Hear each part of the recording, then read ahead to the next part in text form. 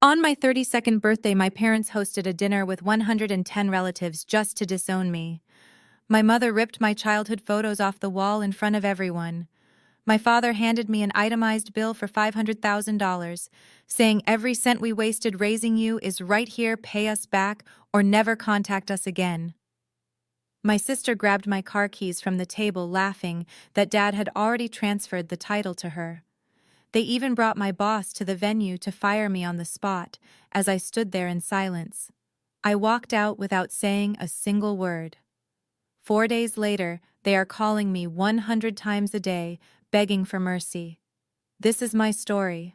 My name is Tiana, and at 32 years old, I stood outside the gilded double doors of the Ritz-Carlton Ballroom in Chicago.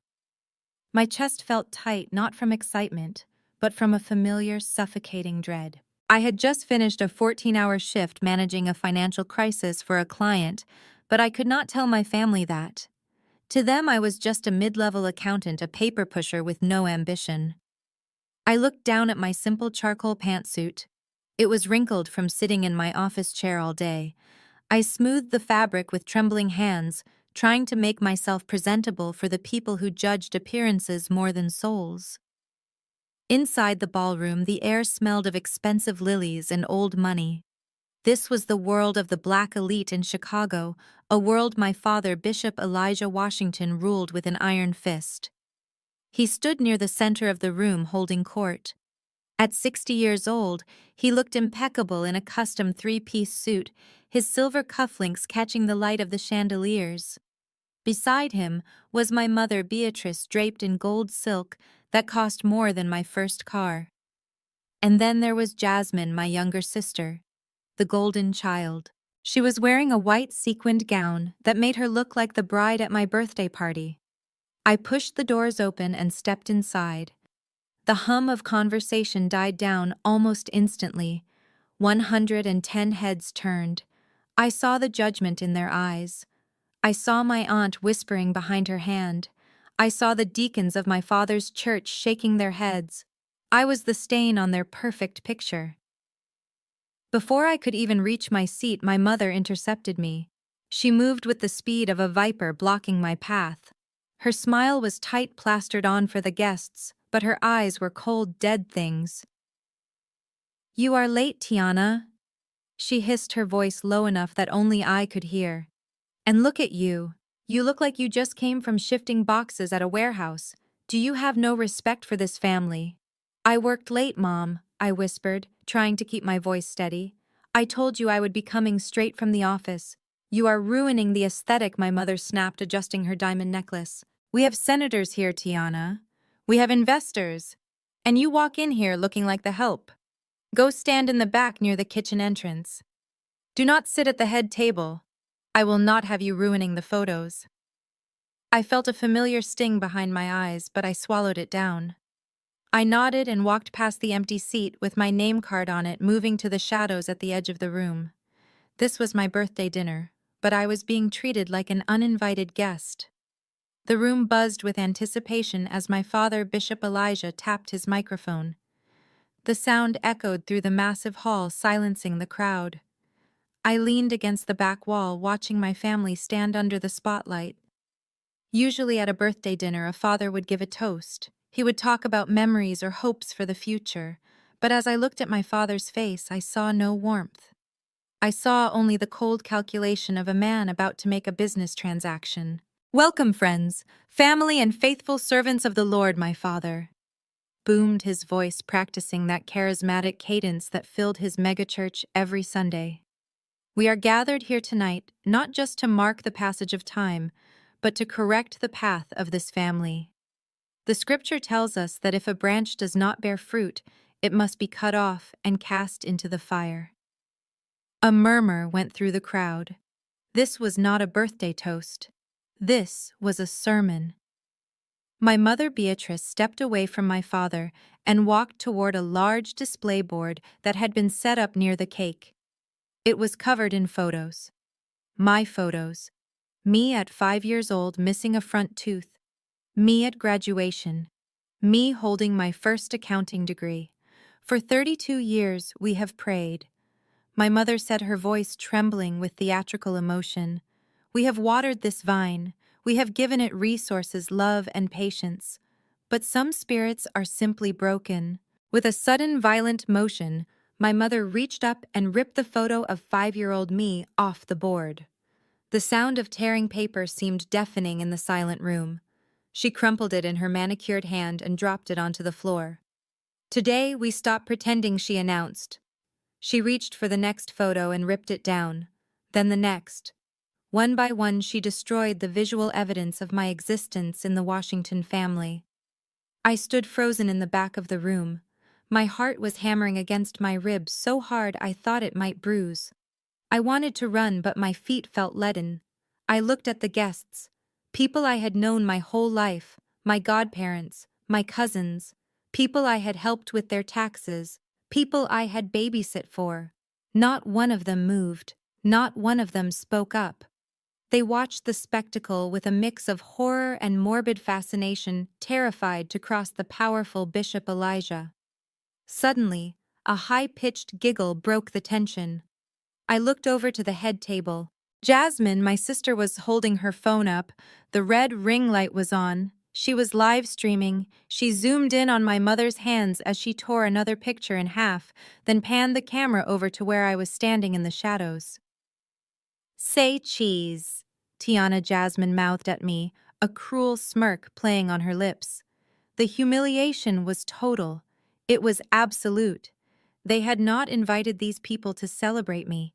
They had invited an audience to witness my execution. My father cleared his throat, drawing the attention back to him.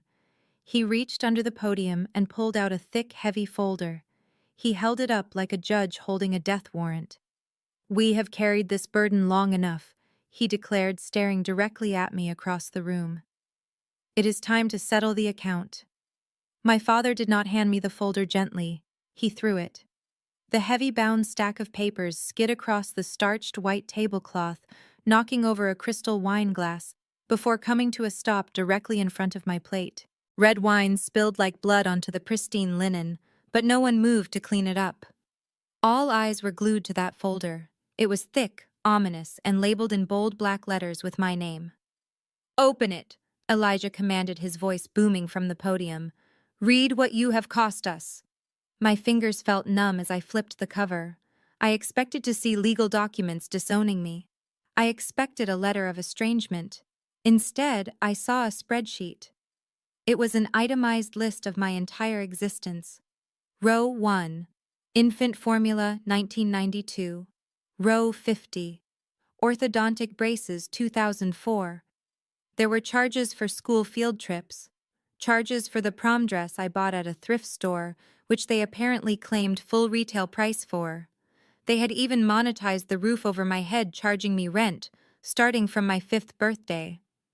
I scanned the columns, my eyes widening in disbelief. They had not just listed expenses, they had applied an interest rate, 5% compound interest annually. They had treated their own daughter not as a child to be nurtured, but as a high-risk loan that had defaulted. The final number was circled in red ink at the bottom of the last page. $500,000. $500,000 for the crime of being born. "Do you see that figure, Tiana?" my father asked, stepping down from the stage to loom over me. The room was so silent I could hear the hum of the air conditioning. "That is the price of your disobedience. That is the cost of your ingratitude. For 32 years I have poured resources into you expecting a return. I expected a daughter who would marry well, who would serve the church, who would enhance the Washington legacy. Instead, I got you. A cold, calculating woman who refuses to submit to authority." He leaned in close, so close I could smell his expensive cologne mixed with the scent of the wine on the table. "You are the worst investment I have ever made, Tiana. You are a liability, not an asset. So here is the deal. You will pay us back every single cent of that $500,000, or you will walk out those doors and never speak the name Washington again. You will be dead to us, dead to this family, dead to this church." A collective gasp rippled through the room. I looked at the faces of the congregation members. Some looked horrified, but many just nodded in agreement, swaying to the rhythm of the bishop's authority. They believed him. They believed I was a leech. My mother Beatrice stood by his side, nodding her head in righteous agreement, her eyes dry and hard as stone. I looked down at the invoice again. $500,000. It was an absurd amount. It was cruel. But as I stared at the numbers, something shifted inside me. The fear began to evaporate, replaced by a cold, hard clarity. They wanted a transaction. They wanted to reduce our relationship to dollars and cents. Fine, I could do math. In fact, I was better at math than anyone in this room. If they wanted to play a financial game, they had just challenged the wrong woman. I was still staring at the invoice, my mind calculating the sheer absurdity of the interest rates, when a hand darted across the table like a striking cobra. It was Jasmine. She snatched the silver Porsche key fob sitting next to my plate. Her manicured nails dug into the leather casing as she held it up for the room to see. The light from the chandeliers caught the crest on the key, a symbol of the one luxury item I had actually allowed myself to buy after 5 years of saving. "That is mine," I said, my voice low and dangerous. "Put it back." Jasmine. Jasmine laughed, a high-pitched sound that grated on my nerves. She dangled the keys just out of my reach, shaking her head with mock pity. "Not anymore, big sis. Dad transferred the title to me this morning. It is a little early birthday present for his favorite daughter. Besides, you will not need a Porsche where you are going. The bus stop is 3 blocks that way. Do not worry, I will take good care of her." My father did not even look at me, he just kept nodding his approval as if stripping me of my property was a holy act. Then Brad stepped forward. Brad, my white brother-in-law, the man who had failed at 3 startups and was currently living rent-free in my parents' pool house. He wrapped a possessive arm around Jasmine's waist and sneered at me. He looked out of place in his ill-fitting tuxedo, but his arrogance was perfectly at home in this room. "Face it, Tiana," he said loud enough for the back tables to hear. "You are a failure. You have always been a drag on this family. Look at you, 32, and what do you have?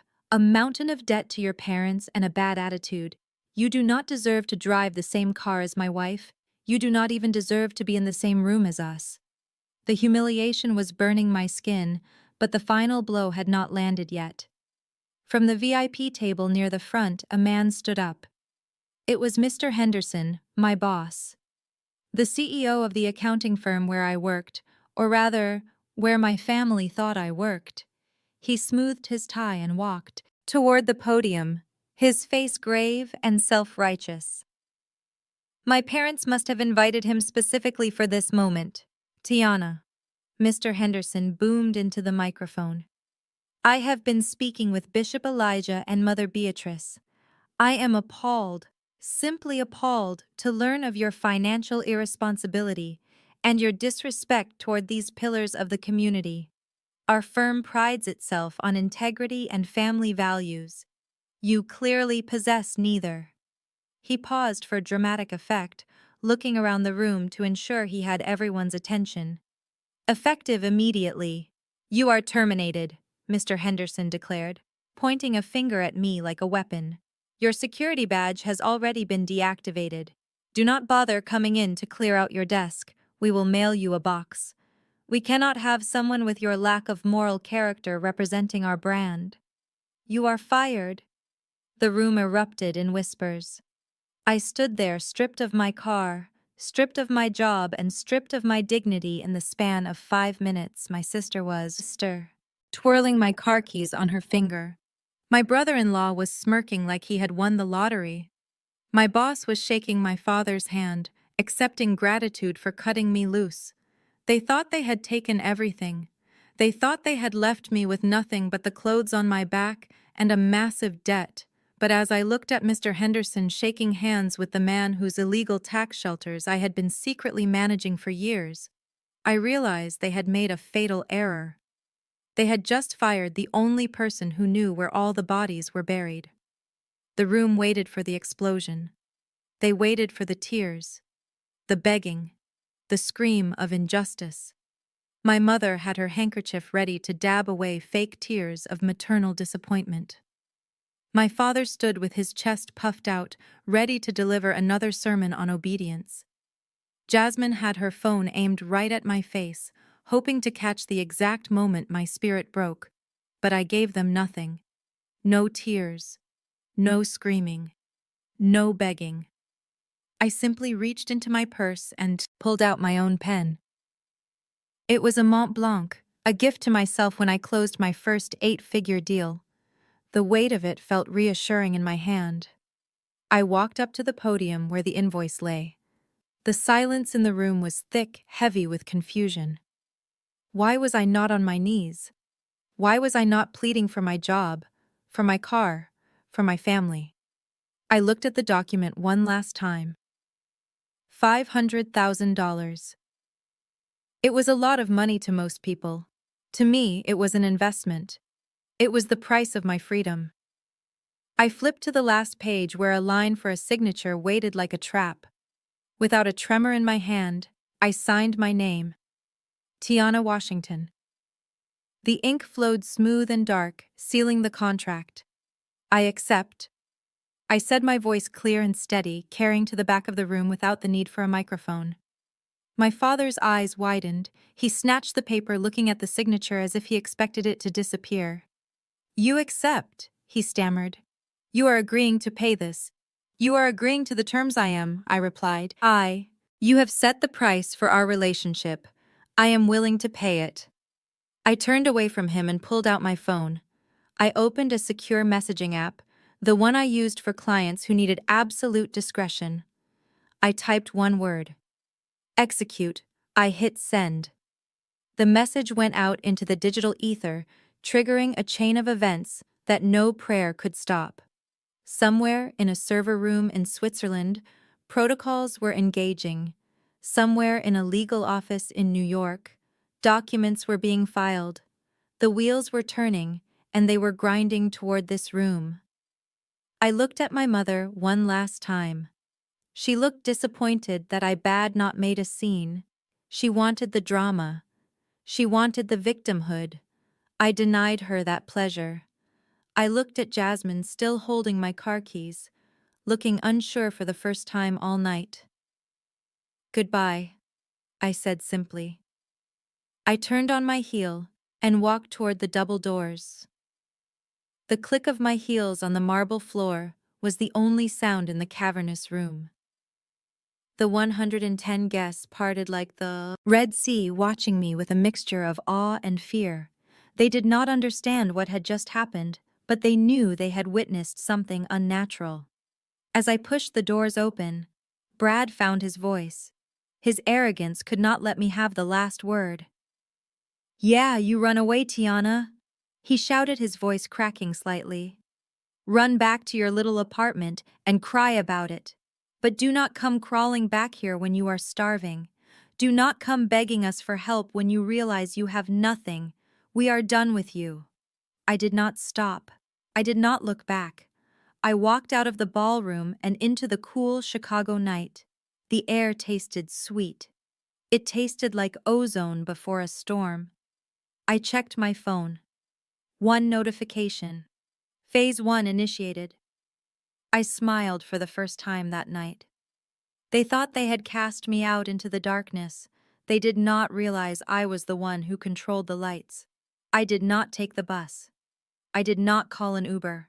I walked 2 blocks down Michigan Avenue, my heels clicking a steady rhythm on the pavement, until I reached a nondescript black sedan waiting in a loading zone.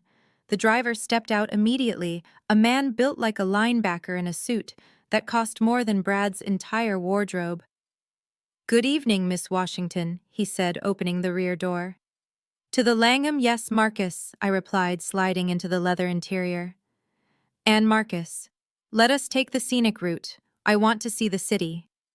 As the car glided through the streets of Chicago, I watched the city lights blur past. My family thought I was going home to a cramped studio apartment in a rough neighborhood. They thought I ate ramen noodles and clipped coupons. They had no idea that the studio was just a stage I maintained for their benefit. 20 minutes later, the car pulled up to the private entrance of the Langham, one of the most exclusive residences in the city. The doorman greeted me by name, not as the downtrodden daughter, but as the owner of the penthouse suite. "Welcome back, Ms. Washington." I took the private elevator directly to the 52nd floor. The doors opened into a space that would have made my mother faint. Floor-to-ceiling windows offered a panoramic view of the Chicago skyline and the dark expanse of Lake Michigan. The decor was minimalist and expensive modern art on the walls, Italian leather furniture, and a kitchen that had never seen a microwave dinner. I kicked off my heels and walked to the window looking down at the city. From up here, the Ritz-Carlton was just another building, a tiny box where small people played petty games. My family knew me as Tiana, the mid-level accountant at a generic firm. To the rest of the world, the part that mattered, I was known simply as the fixer. I was a ghost CFO.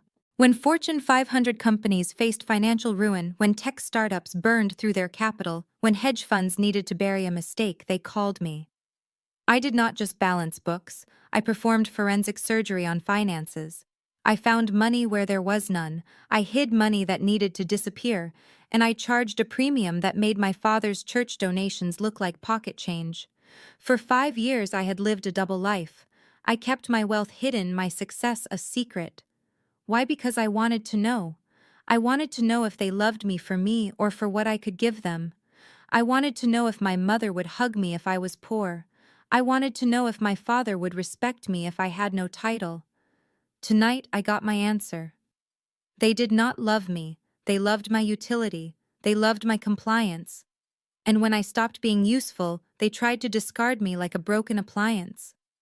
I walked over to a wall safe hidden behind a painting of a storm at sea. I pressed my thumb to the scanner, and the heavy steel door clicked open. Inside were stacks of documents, hard drives, and a single black phone. This was not the phone I used to text my sister about brunch. This was the phone that connected me to the people who actually ran the world. I took out a bottle of vintage whiskey, pouring myself a glass. The amber liquid burned pleasantly as it went down.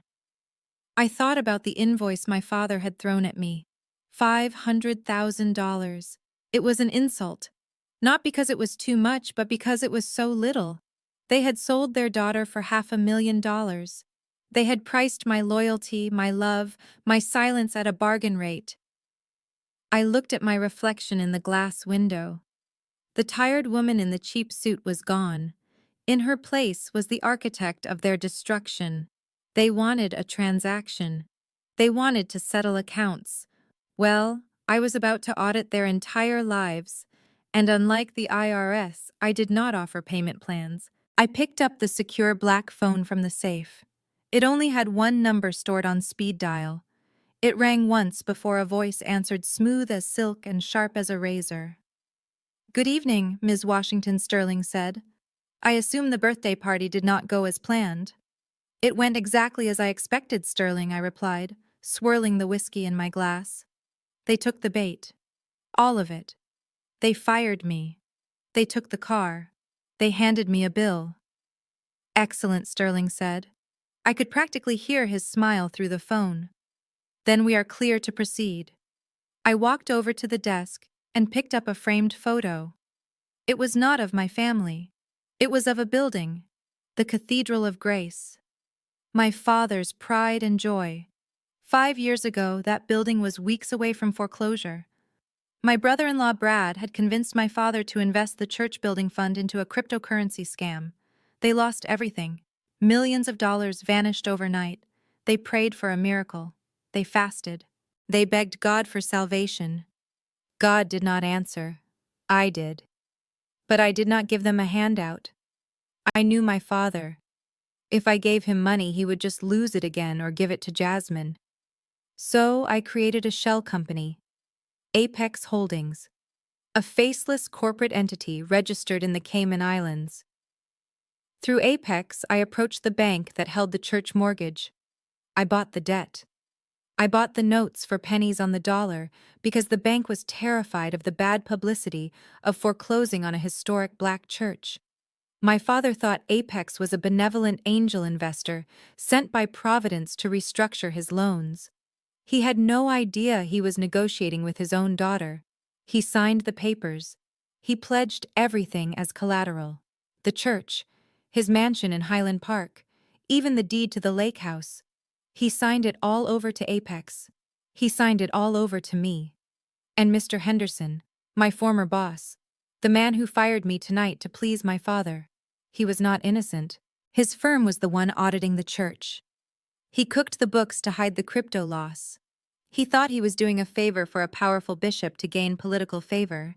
He did not know that Apex Holdings had acquired his firm's line of credit 6 months ago when they overextended on a failed merger. I looked out at the city lights. I am not just their daughter Sterling. I am not just their employee. I am their landlord. I am their bank.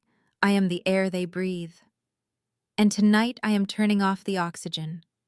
Sterling, I said into the phone, my voice devoid of emotion. Initiate the default protocols, call in the loans, freeze the assets, and cut the utilities at the main residence. Let us see how much they pray in the dark. Consider it done, Ms. Washington Sterling replied. Shall I send the foreclosure notices tomorrow? No, I said. Wait until Jasmine tries to drive the Porsche. Let the police handle the first notification. I want them to feel the confusion first, then the fear. The paperwork can wait until they are desperate. Very good. Sleep well, Ms. Washington. I hung up the phone. I finished my drink. For the first time in 32 years, I did not feel like the black sheep. I felt like the wolf. Back inside the ballroom, the atmosphere had shifted from tense courtroom to raucous celebration. The moment the doors clicked shut behind me, my mother Beatrice signaled the waiters. More champagne, she called out, raising her empty glass. Her face was flushed, not with shame, but with the giddy high of victory. She turned to the group of church ladies surrounding her, their hats bobbing like vultures waiting for a feast. Did you see her face? Beatrice crowed loud enough for half the room to hear. She knows she is finished. I give it 3 days, maybe 4. She will be back on her knees begging us to take her back. She has no savings. We made sure of that. She will be eating out of garbage cans by next Sunday. It breaks a mother's heart, truly. But sometimes you have to break the bone to reset it straight. The ladies nodded, murmuring their agreement, praising Beatrice for her strength, her sacrifice. They did not see a monster. They saw a matriarch protecting her flock. At the head table, Jasmine was already spending money she did not have. She twirled my Porsche key around her finger, staring at it with hungry eyes. Brad was leaning over her shoulder, showing her photos on his phone. Look at this villa, babe, Brad said, pointing at the screen. Overwater bungalow in the Maldives, private pool, butler service. If we sell that Porsche tomorrow, we can book this for 2 weeks easily. That car is worth at least 80,000 used. We sell it quick, take the cash and disappear for a while. We earned a vacation after dealing with your sister's drama. Jasmine giggled, sipping her champagne. I can already feel the sun on my skin. She is probably sitting on a dirty bus right now, smelling like sweat while we are planning our getaway. It serves her right. She always thought she was better than us, just because she read books and used big words. Well, look who is driving the Porsche now. Bishop Elijah sat at the head of the table, looking like a king who had just quelled a rebellion. He did not join in the loud gloating, he just smiled a small, satisfied smile. He watched his wife preen and his daughter plan, believing he had restored the natural order of his universe. He thought he had cut off a gangrenous limb. He thought he had secured his legacy. They toasted to family. They toasted to faith. They toasted to the removal of the toxic element. They drank the expensive wine and ate the catered food, oblivious to the digital storm gathering above their heads. They did not know that the credit card used to pay for this very party had just been declined by the catering manager in the back office. They did not know that the lights were about to go out in their mansion. They did not know that the car key Jasmine was fondling was not a ticket to the Maldives, but a one-way ticket to a felony charge.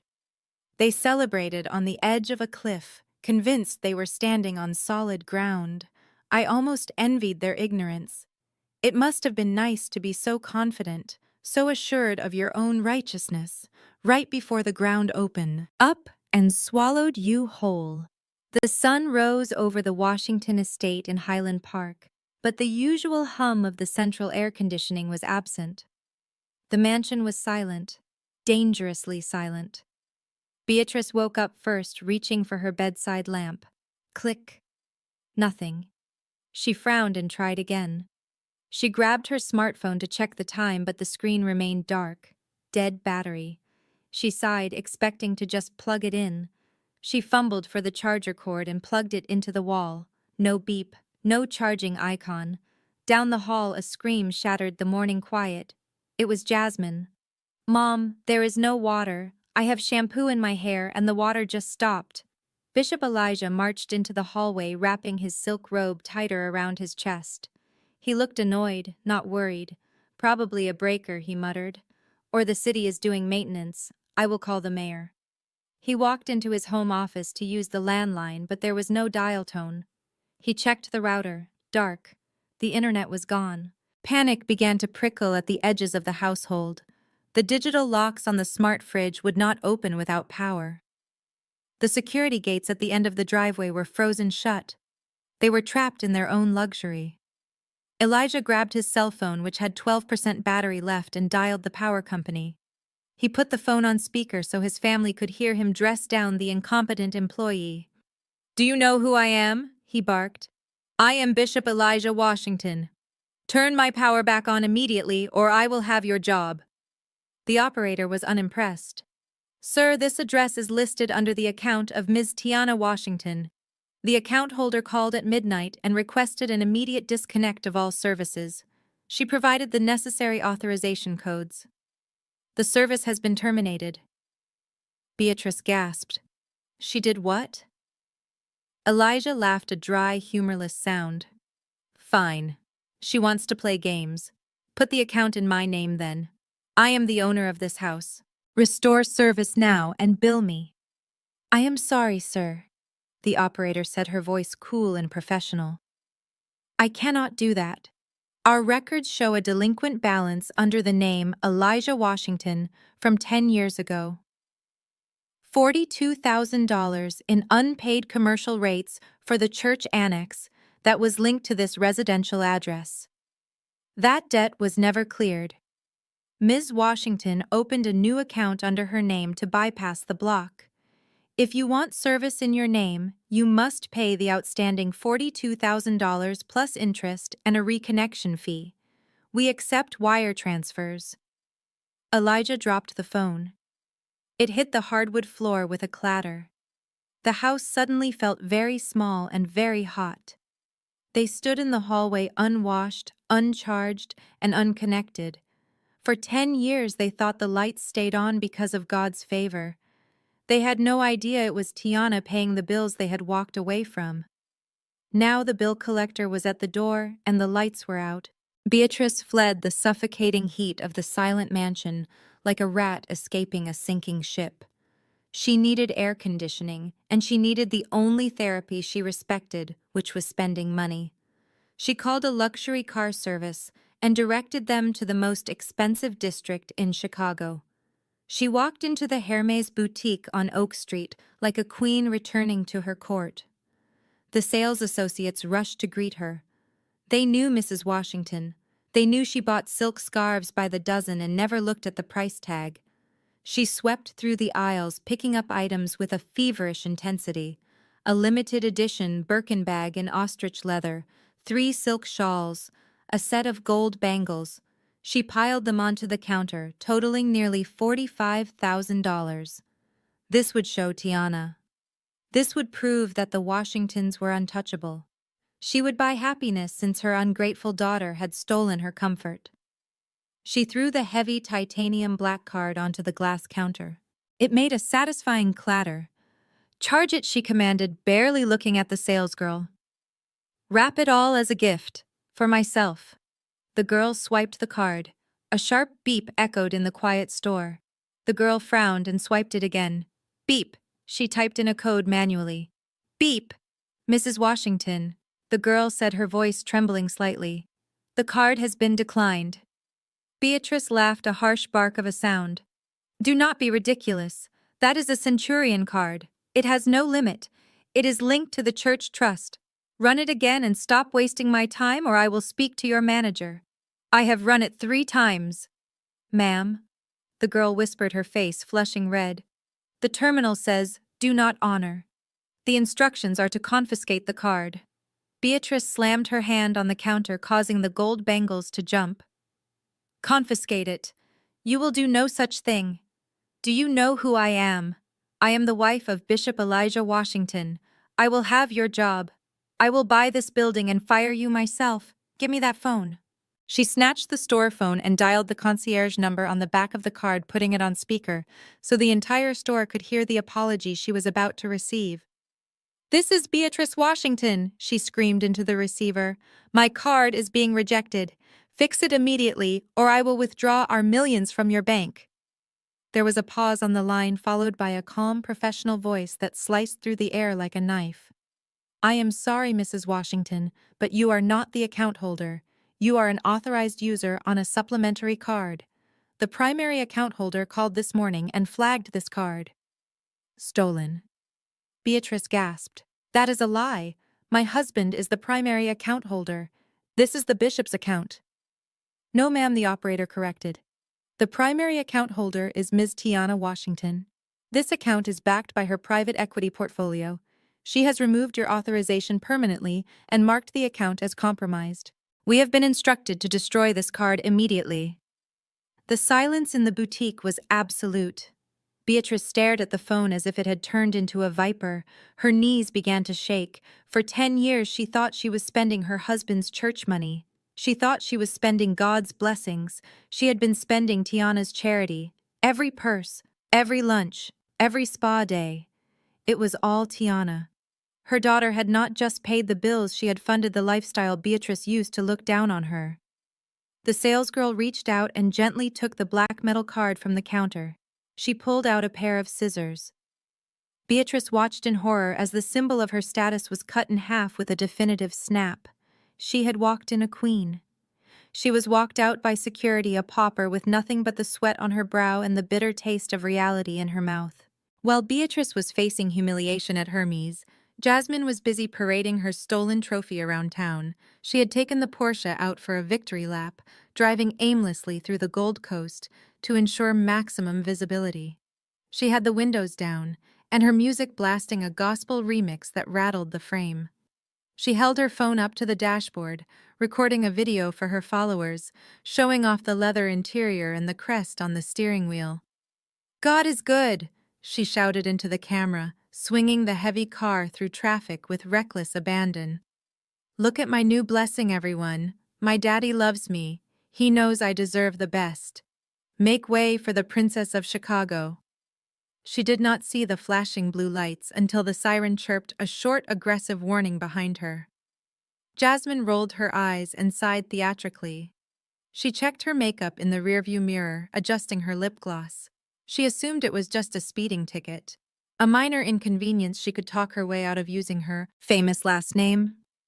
She pulled over to the curb, expecting a polite officer to ask for her license so she could drop her father's title and drive away. Instead, she heard a voice amplify through a loudspeaker. Driver, turn off the engine and throw the keys out of the window. Keep your hands where we can see them. Jasmine frowned, confusion clouding her arrogant features. She opened the door and leaned out, shouting back, You do not need to yell. I am Bishop Washington's daughter. Who do you think you are talking to? Get out of the vehicle. Now.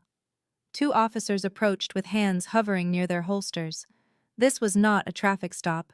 It was a felony stop. Jasmine stepped out onto the pavement, her high heels clicking nervously. She tried to flash her signature smile, the one that usually got her out of trouble. Officers. There must be a mistake. My dad gave me this car yesterday. It is a birthday gift. Well, An early birthday gift. Turn around. Hands behind your back. The cold steel of handcuffs snapped around her wrists before she could process what was happening. The smile vanished, replaced by indignation. You cannot arrest me. This is my car. My dad signed the title over to me. He wrote it on a napkin at the Ritz-Carlton. Mom, you are under arrest for grand theft auto and unauthorized use of corporate property. The officer recited the charge without emotion. We ran the plates. This vehicle belongs to Apex Holdings. A priority theft report was filed this morning. The title is registered to a corporate entity, not an individual. Any transfer document signed by a third party is forgery and fraud. Jasmine screamed as they guided her toward the patrol car. It is a lie. My sister owns that company. She gave it to me. Call my father. He will fix this. Your sister, the officer said, checking his notes, is the CEO of Apex Holdings. She is the one who filed the report. She stated explicitly that no permission was given for you to operate this vehicle. You are driving a $200,000 stolen asset. Jasmine looked back at the Porsche. The tow truck was already backing up to hook it, the symbol of her victory. The proof that she was the chosen one was being dragged away to an impound lot. She was shoved into the back of the police cruiser, the hard plastic seat unforgiving against her expensive dress. For the first time in her life, her father's name was not a get-out-of-jail-free card. It was just noise against the silent reality of the law. She watched through the barred window as the Porsche disappeared around the corner, leaving her trapped in a cage of her own making. Brad strode into the 19th District Police Station, wearing a cashmere sweater and the arrogance of a man who had never faced a consequence he could not buy his way out of. He walked up to the bulletproof glass partition and tapped his platinum credit card against the counter, creating an irritating rhythm that made the desk sergeant look up with heavy-lidded eyes. I am here for Jasmine Washington, Brad announced, his voice echoing in the drab waiting room. She was brought in an hour ago for a misunderstanding involving a vehicle. Let us skip the paperwork. I am posting bail. How much do you need to make this go away? The sergeant did not blink. He typed a name into his terminal and slid a clipboard through the slot. $5,000 cash or certified check. We also accept credit cards with a 3% processing fee. She is being processed for grand theft auto. It is not a misunderstanding, sir. It is a felony. Fine, whatever. Brad sighed, rolling his eyes as if the officer were a slow waiter. Just run the card. I have dinner reservations in an hour and my wife is probably freaking out over the smell of the holding cell. He slid his heavy metal card through the slot. The sergeant swiped it. A sharp beep signaled rejection. Try it again, Brad snapped. It is a platinum card. The limit is higher than your annual salary. The sergeant swiped it again. Another beep. This time he looked at the screen and frowned. It says, "Here, this card has been deactivated by the account administrator. Call your bank." Brad let out a frustrated groan and pulled out his second card. A business expense card for his tech startup. Use this one. It is a corporate account. Swipe beep. Sir, this one is frozen too, the sergeant said, pushing the cards back. The alert says account frozen due to liquidation proceedings initiated by the primary investor. Apex Holdings. Brad froze. The color drained from his face. Apex Holdings. He knew that name. It was the angel investor firm that had funded his startup, the firm that paid his salary, his car lease, and his rent. He had never met the CEO, just dealt with lawyers, but he remembered the name from the contracts he barely read. Tiana owned Apex. Tiana was his angel investor. Tiana was his boss. Before he could process the horror of that realization, the heavy metal door buzzed open and an officer led Jasmine out. She looked nothing like the princess who had stolen my keys hours ago. Her mascara was running down her cheeks in black streaks. Her hair was a mess, and she was still wearing the sequined gown from the party, now wrinkled and smelling of the precinct. Brad. Get me out of here, Jasmine screamed, pulling against the officer's grip. They took my fingerprints. They treated me like a criminal. Pay him. Let us go. I cannot, Brad whispered, staring at his useless plastic cards. What do you mean you can? Not, Jasmine shrieked, hysteria rising in her voice. You are the CEO of a tech company. Use the business account. The business is gone, Jasmine, Brad shouted back, his voice cracking under the pressure. Your sister owns it.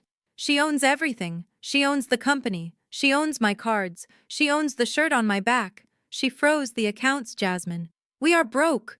We are worse than broke. We are destitute. You are useless. Jasmine spat at him, struggling as the officer turned her back toward the cells. You promised me you were rich. You promised me you would take care of me. You are nothing but a fraud. I am a fraud, Brad, laughed a manic sound bordering on insanity. You are the one driving a stolen car. You are the one whose daddy promised her the world, but signed the deed over to the black sheep. We are both frauds. Jasmine, and the bill just came due. The heavy door slammed shut, cutting off Jasmine's wails. Brad stood alone in the waiting room, holding 2 pieces of worthless plastic, realizing that without Tiana Washington, he was just a man with an expensive haircut and 0 net worth. At 8 o'clock sharp, a convoy of unmarked government vehicles pulled up to the glass and steel tower that housed Henderson Financial Group. Dozens of agents wearing IRS jackets swarmed the lobby, bypassing security and heading straight for the executive elevators. Mr. Henderson was in the middle of his morning coffee, smugly recounting how he had fired me to his secretary when his office door burst open. Arthur Henderson, you are being served with a warrant for immediate audit and seizure of records. Henderson dropped his coffee mug. It shattered, spilling hot liquid over his expensive Persian rug. What is the meaning of this? I have friends in Washington. Your friends cannot help you with tax evasion and embezzlement. Mr. Henderson, the lead agent said, slapping a document onto his desk. We have evidence of discrepancies in the church charity fund, irregular transfers to offshore accounts that were flagged this morning. We need access to your encrypted ledger, specifically the files labeled Project Grace. Henderson paled. Project Grace was the code name for the money laundering scheme he ran for my father. It was a labyrinth of shell companies and fake invoices designed to look like charitable donations. The only person who knew how to navigate it, the only person who held the encryption keys to make the numbers look legitimate, was me. Get me! Tiana Henderson screamed at his secretary. Get her on the phone now! I watched the chaos unfold from the comfort of my penthouse living room. I had tapped into the office security feed. Months ago, a little insurance policy I kept for a rainy day. On my laptop screen, I saw Henderson sweating through his suit, yelling at his staff while agents boxed up files and seized hard drives. My phone buzzed on the coffee table. Caller ID Henderson office. I let it ring once, twice, 3 times. I took a sip of my espresso, enjoying the rich aroma. Then I swiped to answer, Ms. Washington. Thank God, Henderson's voice was high-pitched, bordering on hysterical.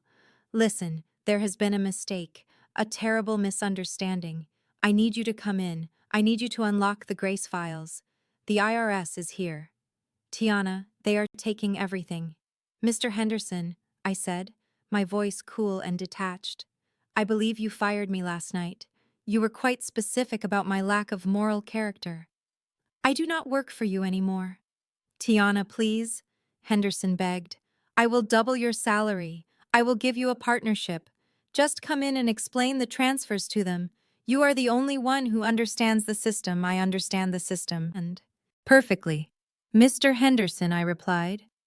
That is why I sent the anonymous tip to the IRS this morning, along with the decryption key for the real ledger, not the fake one we showed the auditors. Silence on the other end. Heavy, terrified breathing. You did what? Henderson whispered. I audited you, Arthur. I audited your loyalty, and I found you wanting. You chose a corrupt bishop over the person who kept you out of prison. Now you can explain to the federal government where the church building fund really went. You cannot do this, Henderson screamed. You are implicated too. You handled the accounts. Check the logs. Arthur, I said, smiling into the phone. My digital signature is not on any of those illegal transfers.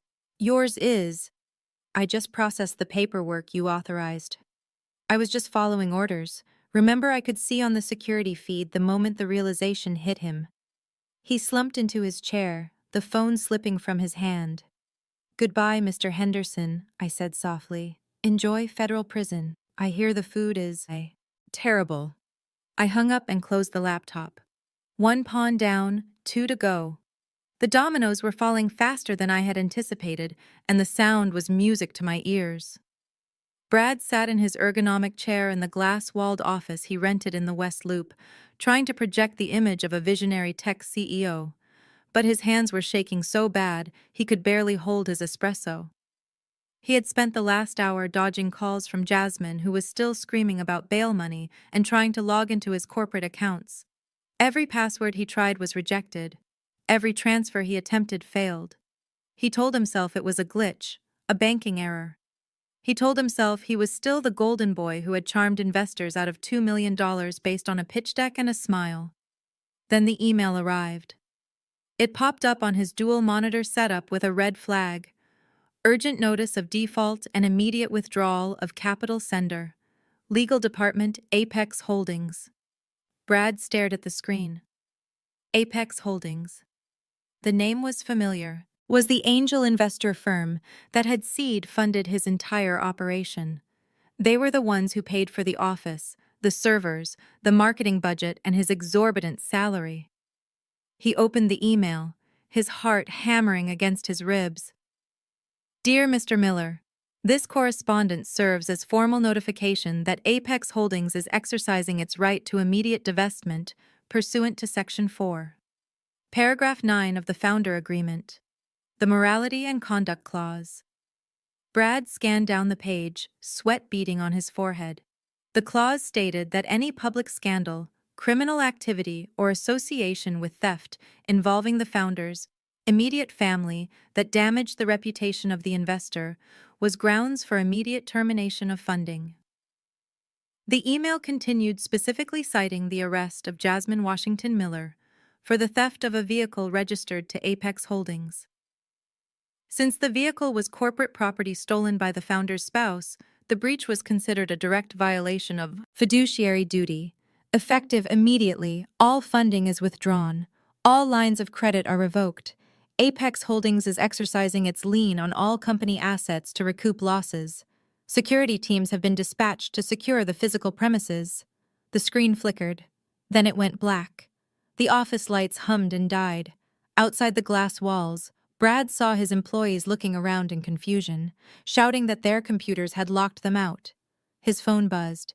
It was his CTO. Brad, payroll just bounced. The bank says the accounts have been drained. The servers are down. AWS just cut us off. What is going on? Brad did not answer. He dropped the phone. It hit the expensive carpet with a thud. He realized with a sickening lurch that he had never been a genius. He had never been a tech prodigy. Tiana had funded him.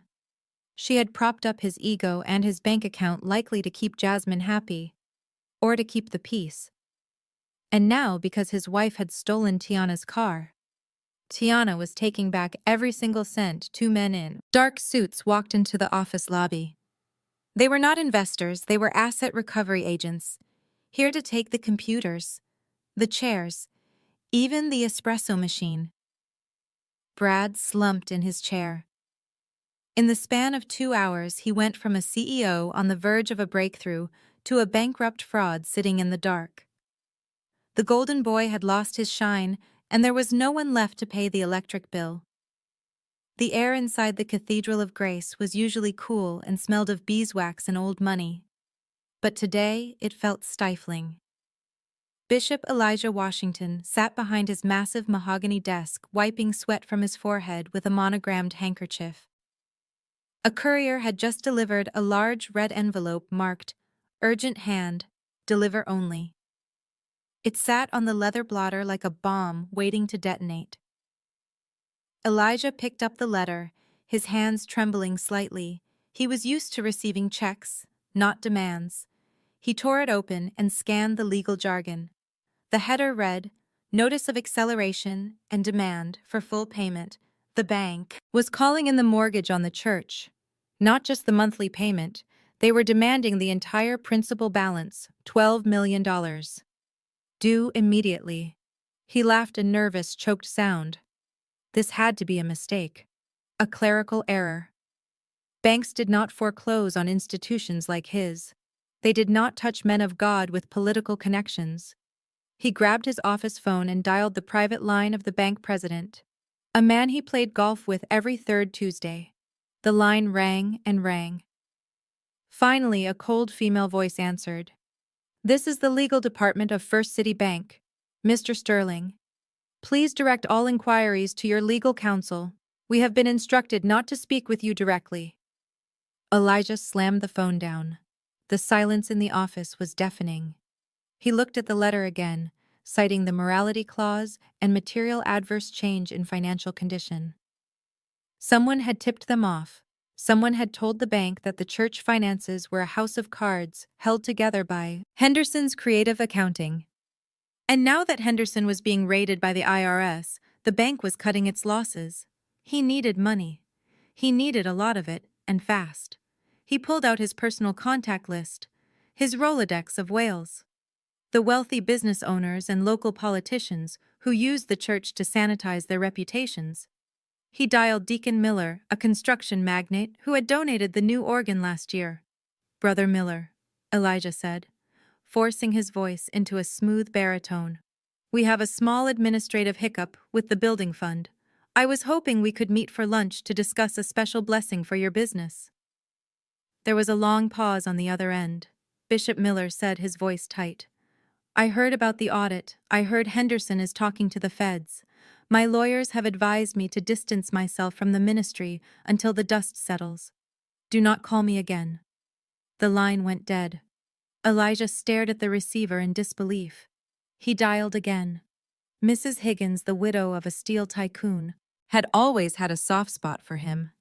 "Mrs. Higgins, this is your bishop. I am calling to check on your spirit." "Oh, Bishop," she interrupted, her voice trembling. "I cannot talk. The news says there are allegations of fraud embezzlement. My son says I have to stop my donations immediately. Is it true?"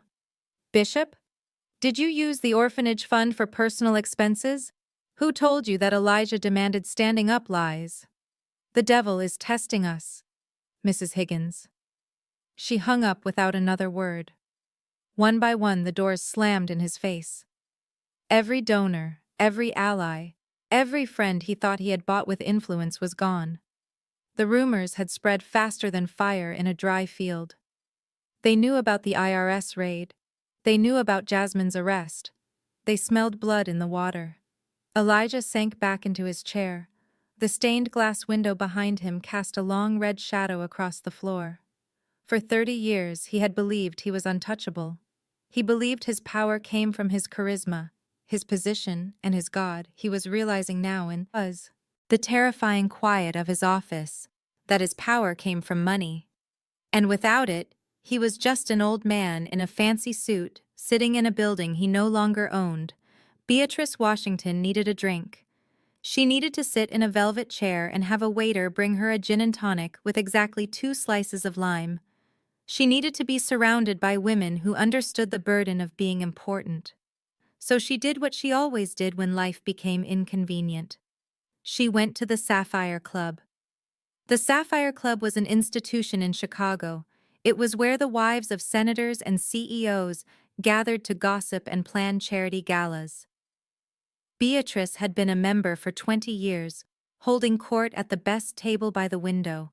She walked up the marble steps, her Hermès bag now replaced by an older Louis Vuitton she had dug out of the closet. She pushed open the heavy oak doors and strode toward the reception desk, expecting the usual fawn. "Good afternoon, Mrs. Washington." The receptionist said, her smile thin and professional. "We cannot seat you today." Beatrice stopped mid-stride. What do you mean you cannot seat me? Is the club closed for a private event? No, ma'am. The club is open, the receptionist replied, checking her computer screen. But your membership has been revoked. Revoked. Beatrice repeated the word, feeling foreign in her mouth. That is impossible. I have been a member since '99. I am a legacy member. Technically, ma'am, you were a sponsored member. The receptionist corrected her voice, carrying across the quiet lobby. Your membership fees were paid annually by a corporate sponsor, Apex Holdings. As of this morning, Apex Holdings has withdrawn its sponsorship for all non-executive members linked to their corporate account. Apex Holdings. Beatrice felt the room spin. Tiana. Again. It was always Tiana. She had not just paid for the house and the car. She had paid for her mother's social status. She had paid for the very chair Beatrice sat in to look down on her. This is a mistake, Beatrice hissed, leaning over the desk. Call the manager. I demand to speak to Mr. Sterling. Mr. Sterling is not available, the receptionist said, and even if he were, the policy is clear, without a sponsor or a direct payment of the initiation fee, which is currently $75,000. We cannot allow you entry. $75,000. Beatrice did not have $75 in her purse. Her accounts were frozen, her credit cards were cut. She looked around the lobby. Mrs. Vanderbilt was sitting near the fireplace pretending to read a magazine. Mrs. Johnson was whispering to her daughter near the bar. They were all watching. They knew. They had seen the police reports. They had heard the rumors. Can I just go to the bar? Beatrice whispered, her pride crumbling. I just need a water. Members only. Ma'am?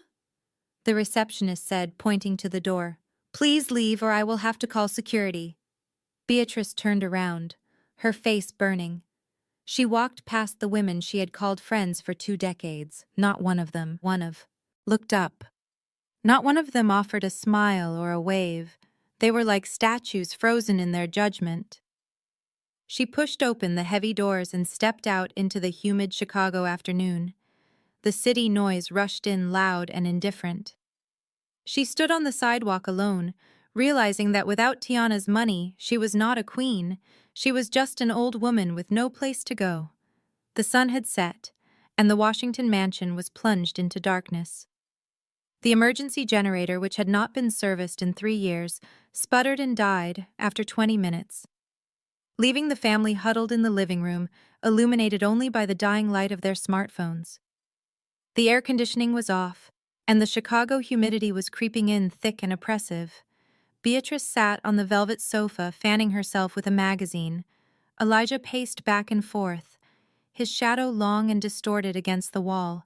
Jasmine, having been bailed out by a family friend who took pity on the bishop, was curled in a chair sobbing quietly, her mascara still streaked across her face. Brad was nowhere to be found, having fled to a bar the moment the asset recovery team kicked him out of his office. We have to call her, Elijah said finally, breaking the silence. He stopped pacing and looked at his wife and daughter. We have no choice. She is the only one who can fix this. She has the codes. She has the accounts. Beatrice looked up, her eyes red-rimmed and angry. Call her. After what she did, she humiliated me, Elijah. She cut up my card. She made me look like a fool. She owns the power company. Beatrice, Elijah snapped. He was sweating through his shirt, his composure cracking under the weight of the heat and the fear. Do you understand? She owns the debt. She owns the mortgage. She owns the very air we are breathing right now. If we do not get her to stop, we will be on the street by morning. Call her, Jasmine whispered, hugging her knees. Just call her Dad. Make her stop. Make her bring back my car. Elijah pulled out his phone. It had 5% battery left. Dialed Tiana's number. He put it on speaker. The line rang. Once, twice, 3 times. It went to voicemail. He dialed again. Ring, ring, ring, voicemail. He dialed a 3rd time. a fourth, a fifth. Across the city in the cool climate-controlled silence of the penthouse. I sat on my Italian leather sofa, a glass of vintage Pinot Noir in my hand. My personal phone lay on the coffee table, face up, the screen lit up with the name Dad. It vibrated, dancing across the glass surface like an angry insect. I watched it. The name flashed and faded, flashed and faded. I took a sip of wine, the rich liquid coating my tongue. On the 60-inch television mounted on the wall, the local news was playing a breaking story. The headline ran across the bottom of the screen. Socialite arrested in grand theft auto scandal. The image showed Jasmine being led into the police station, her head down, her hands cuffed behind her back. The anchor was talking about the fall of the Washington family, hinting at financial irregularities and internal strife. My phone lit up again. Call number 50. Mom was calling now. Then Jasmine, then Brad. The notifications piled up like wreckage. 100 missed calls. 50 text messages, begging, threatening, pleading. Tiana, pick up the phone. Where are you? We need to talk. This has gone too far. Tiana, please, just turn the lights back on. Mom is fainting from the heat. Tiana, I am sorry. Okay, I am sorry. Just fix it. I read the messages as they scrolled across the lock screen. I felt nothing. No pity, no guilt. Just a cold scientific curiosity. I was watching a lab experiment, watching rats navigate a maze I had built for them. They were running into walls, they were biting each other, they were squealing for the scientist to come back and feed them. But the scientist was off the clock. I picked up the phone, not to answer it, but to turn it over, face down. The vibrating stopped. The light vanished. I took another sip of wine and turned up the volume on the TV. I wanted to hear every word of the report. I wanted to see every frame of Jasmine's walk of shame. This was not cruelty. This was education, and class was just beginning. Inside the sweltering mansion, Bishop Elijah Washington realized that silence was not going to work. Tiana was not picking up. The banks were not calling back. The walls were closing in, and the temperature in the living room was rising both literally and figuratively. He looked at his wife weeping on the sofa, and his daughter curled in a ball of misery. He knew he had one card left to play, the one card that had never failed him in 30 years of ministry. His voice. He needed to control the narrative before the truth destroyed him. He needed to turn his daughter into a villain before she could expose him as a fraud. "Get the ring light battery pack," Elijah commanded, wiping sweat from his brow. "Jasmine, stop crying and fix your makeup. We are going live." He arranged 3 thick pillar candles on the coffee table, creating a scene that looked less like a power outage and more like a somber prayer vigil. He sat Beatrice next to him, instructing her to look devastated but dignified.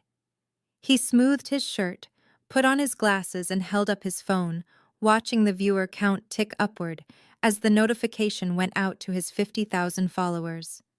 "My dear brothers and sisters."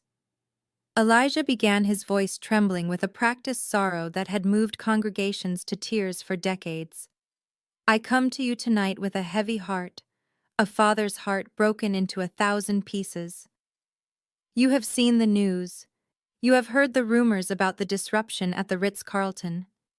I wish I could tell you it was a misunderstanding, but the truth is far more painful." He paused, letting the silence build, taking off his glasses to wipe a non-existent tear. "My daughter Tiana has lost her way. For years we have struggled silently to help her battle her demons. We tried to keep it private to protect her dignity. But the addiction has taken hold of her mind. She has fallen in with a dangerous crowd, dark influences that have led her to steal from her own flesh and blood. The scene at the party was an intervention gone wrong. We tried to get her help and she lashed out." Beatrice let out a soft, perfectly timed sob beside him, leaning her head on his shoulder. "She has emptied our accounts," Elijah continued, his voice rising with righteous indignation. She managed to access the church building fund, the money meant for the orphanage, and she has vanished with it. We are sitting here tonight in the dark because she cut our power in a fit of rage. We are not asking for your pity, we are asking for your prayers. Pray that Tiana finds her way back to the light. And if you see her, please do not believe the lies. The drugs make her tell. She is not herself. He ended the stream, and the comments section exploded instantly. It was a landslide of support for the bishop and vitriol for Tiana. Prayer hand emojis filled the screen, followed by angry denunciations of the ungrateful daughter. Comments rolled in calling her a Jezebel, a thief, and a disgrace to her family.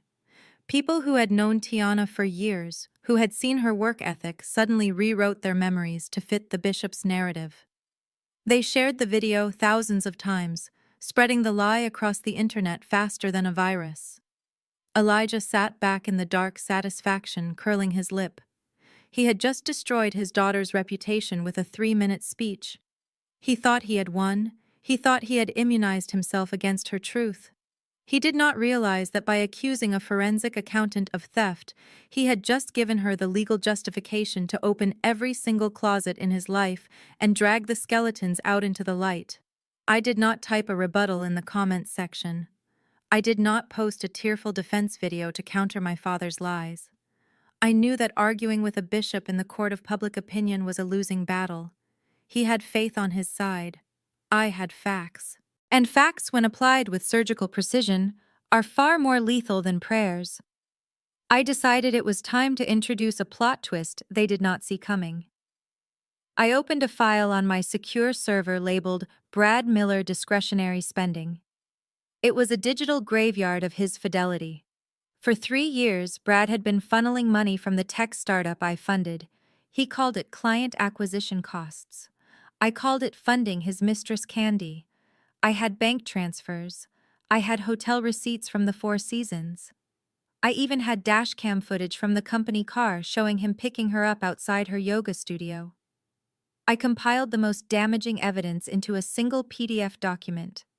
I added a cover page that simply read, "He spent your house deposit on her." I sent it to Jasmine via an encrypted email service, ensuring it would bypass any filters. Inside the mansion, the notification pinged on Jasmine's phone. In the oppressive silence of the power outage, it sounded like a gunshot. She opened it, expecting another message of support from her social circle. Instead, she saw her husband's secret life laid out in high definition. She saw the diamond necklace he bought in February. She saw the lease agreement for an apartment in River North that was not theirs. "Brad," she whispered, her voice trembling with a rage that cut through the humidity. "Who is Candy?" Brad looked up from his warm gin and tonic, confusion clouding his face. "What are you talking about, babe? Who is Candy?" Jasmine threw the phone at him. It hit him square in the chest. "You spent $50,000 on Cartier bracelets last month. I never got a bracelet. You spent $10,000 on a weekend trip to Miami when you said you were at a developer conference.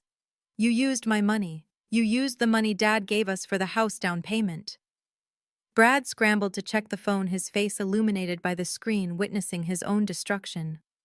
"It is not what it looks like, Jaz. That is a consultant. She helps with branding." Consultant Jasmine screamed, launching herself at him.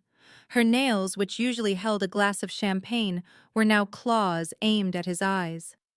"You are sleeping with a branding consultant in a hotel room I paid for. You stole from me." "Tiana didn't steal the money. You did. You stole from us while we were trying to destroy her. You are feeding a mistress while we are sitting here in the dark." The living room erupted into absolute chaos. Beatrice tried to intervene, pulling at Jasmine's arm, but Jasmine shoved her mother away with a strength born of pure betrayal. Elijah yelled for order, demanding they remember their station, but his voice held no power here. Brad, cornered and desperate, played his final card. He did not apologize. He attacked. "I only did it because you are unbearable, Jasmine," he shouted, pushing her back. "You are a spoiled, useless child who needs Daddy's money to breathe. At least she appreciates me. At least she treats me like a man and not a purse holder. That was the match in the powder keg. Jasmine screamed a primal sound of heartbreak and humiliation. The golden couple, the image of perfection that my parents had idolized over me, was tearing itself apart in the shadows. I watched the tracking on Brad's phone move erratically as he fled the house, likely running down the driveway to escape his wife's fury. The coalition was fracturing. The united front was gone. They were no longer a family fighting a common enemy. They were just a group of greedy strangers trapped in a house with no exit, and they were finally starting to eat each other. The front door slammed shut behind Brad, leaving a silence in the mansion that was heavy enough to choke on. Jasmine had stopped screaming. Now she was just rocking back and forth on the expensive Persian rug, clutching the phone that contained the digital evidence of her wasted life. Beatrice was useless, sitting on the sofa, staring at the wall, mumbling about how this could not be happening to her, implying that tragedy was something reserved for other people. Poor people, not the Washington's bishop. Elijah stood alone in the center of the wreckage. His kingdom was not just crumbling, it was dissolving into ash around his ankles. He looked at his watch, illuminated by the dying battery of his phone. It was past midnight. The 30th anniversary, Jubilee, was less than 48 hours away. That event was supposed to be his triumph. It was supposed to be the night he collected $5 million in donations to save the church and his reputation. He had planned a sermon on prosperity, on the rewards of the faithful. Now he wondered if he would even have a suit clean enough to wear or a car to drive to the sanctuary. His phone buzzed in his pocket. The sound was startlingly loud in the dead quiet house. He pulled it out, his heart rate spiking. He was hoping it was a donor, hoping it was a miracle, hoping it was God himself telling him this was all a test like Job. Instead, it was an email notification. The sender name made his breath catch in his throat. Tiana Washington. His hands shook so badly he almost dropped the phone. He swiped the screen. The light was blinding in the dark room. He opened the message. There was no subject line. There was no greeting, no apology, no plea for reconciliation. Just two sentences glowing white against the black background. I will see you at the Jubilee. Father, I am bringing the receipts. Elijah stared at the words until they blurred. Bringing the receipts. In their world, in the culture of Atlanta and Chicago, elite, that did not just mean financial records, it meant proof. It meant exposure. It meant she was coming not to make peace but to wage war. She was coming to the one place he thought was still safe. His pulpit, his stage, the place where his voice was law. He looked up at his wife and daughter. They were broken, things useless to him now. He realized with a terrifying clarity that Tiana was not hiding. She was not running away. She had been waiting. She had dismantled his defenses one by one, removing his knights and his bishops. And now she was coming for the king, high above the city. I hit send and watched the progress, bar complete. I closed my laptop with a soft click. The preliminary rounds were over. I had stripped them of their comforts, their cars, their pride, and their illusions of love. I had turned them against each other. Now it was time for the main event. I walked to the closet and pulled out the dress I had bought specifically for this Sunday. It was not black. I was not going to a funeral. It was red. The color of power. The color of the blood they had squeezed from me for 30 years. The color of a ledger that was finally about to be balanced. I poured the last of the wine down the sink. No more celebrating from a distance. It was time to go to church. The next 48 hours were a blur of manic energy, fueled by pure, unadulterated desperation inside the Washington household. With their bank accounts frozen and their credit cards cut in half, my parents had to resort to measures they would have previously considered beneath them. Beatrice gathered a velvet pouch of jewelry, earrings she had not worn in years, a diamond tennis bracelet, a gold watch, and drove to a pawn shop on the south side of Chicago, far away from the prying eyes of her country club friends.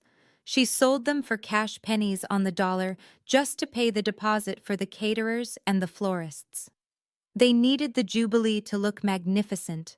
They needed to create the illusion of unshakable prosperity, because money follows money, and they needed the congregation to open their wallets wide. Bishop Elijah spent the cash on a new custom suit and a team of cleaners to scrub the Cathedral of Grace until it gleamed. He called in favors with the choir director, promising bonuses he did not have. He reached out to local politicians, leveraging relationships he had neglected, assuring them that the rumors were just attacks from the enemy. He built a stage for a miracle, convinced that God, or at least Tiana, would provide. That was the most dangerous part of their delusion. They clung to my email like a lifeline. I am bringing the receipts. In their warped, narcissistic minds, receipts meant proof of payment. They convinced themselves that I had paid off the mortgage and cleared the debts. They told themselves I was coming to present the deed to the church as a peace offering, a grand gesture of submission to buy my way back into the family. They believed I had broken under the pressure of the public shaming and the silence. They thought I was coming home to be a good daughter again, paying the price of admission. Sunday morning arrived with a sky the color of a bruise. The Cathedral of Grace looked spectacular. White lilies covered the altar, concealing the water stains on the back wall. The choir wore new gold robes, singing hymns of victory that shook the stained glass windows.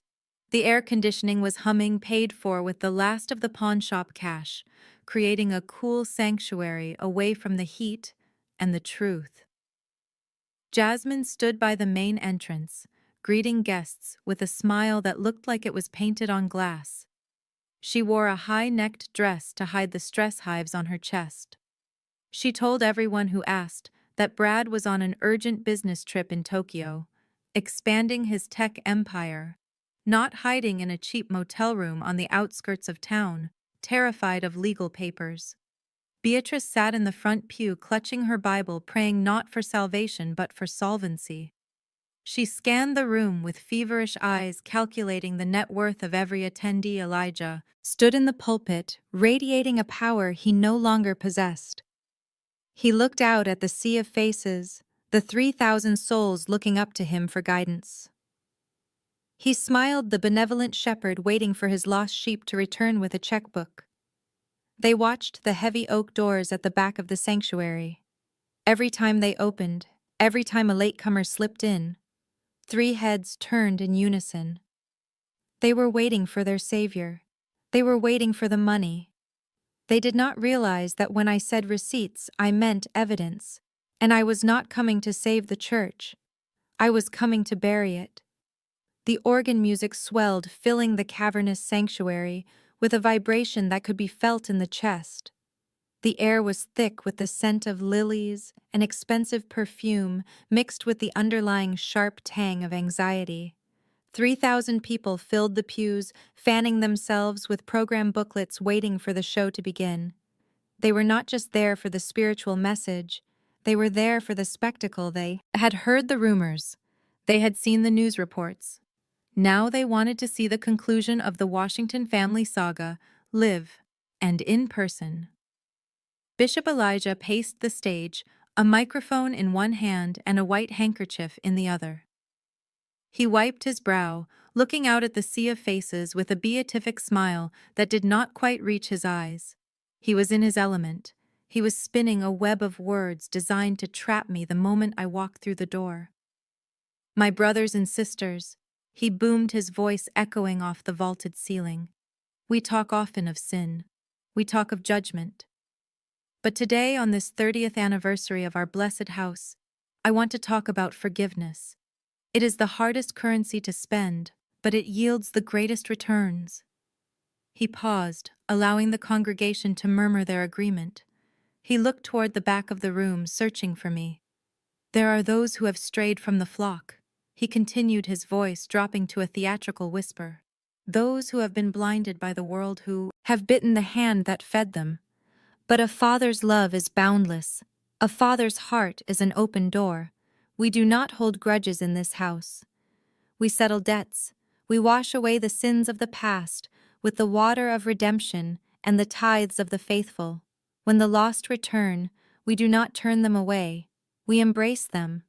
We accept their offering, and we make them whole again.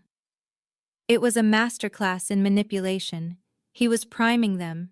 He was setting the stage so that when I handed over the money, it would look like my act of penance, not his act of extortion. He was publicly forgiving me for crimes I had not committed, so he could pocket the cash he did not deserve. In the front row, Jasmine and Brad sat side by side, a portrait of marital bliss that was rotting from the inside out. Jasmine gripped Brad's hand so tightly, her knuckles were white. Her nails dug into his palm, a silent warning to keep smiling. Brad looked like a man walking to the gallows. He was sweating profusely in his suit, his eyes darting toward the exits, as if calculating the distance to freedom. They hated each other. The air between them was toxic, charged with the knowledge of infidelity and financial ruin.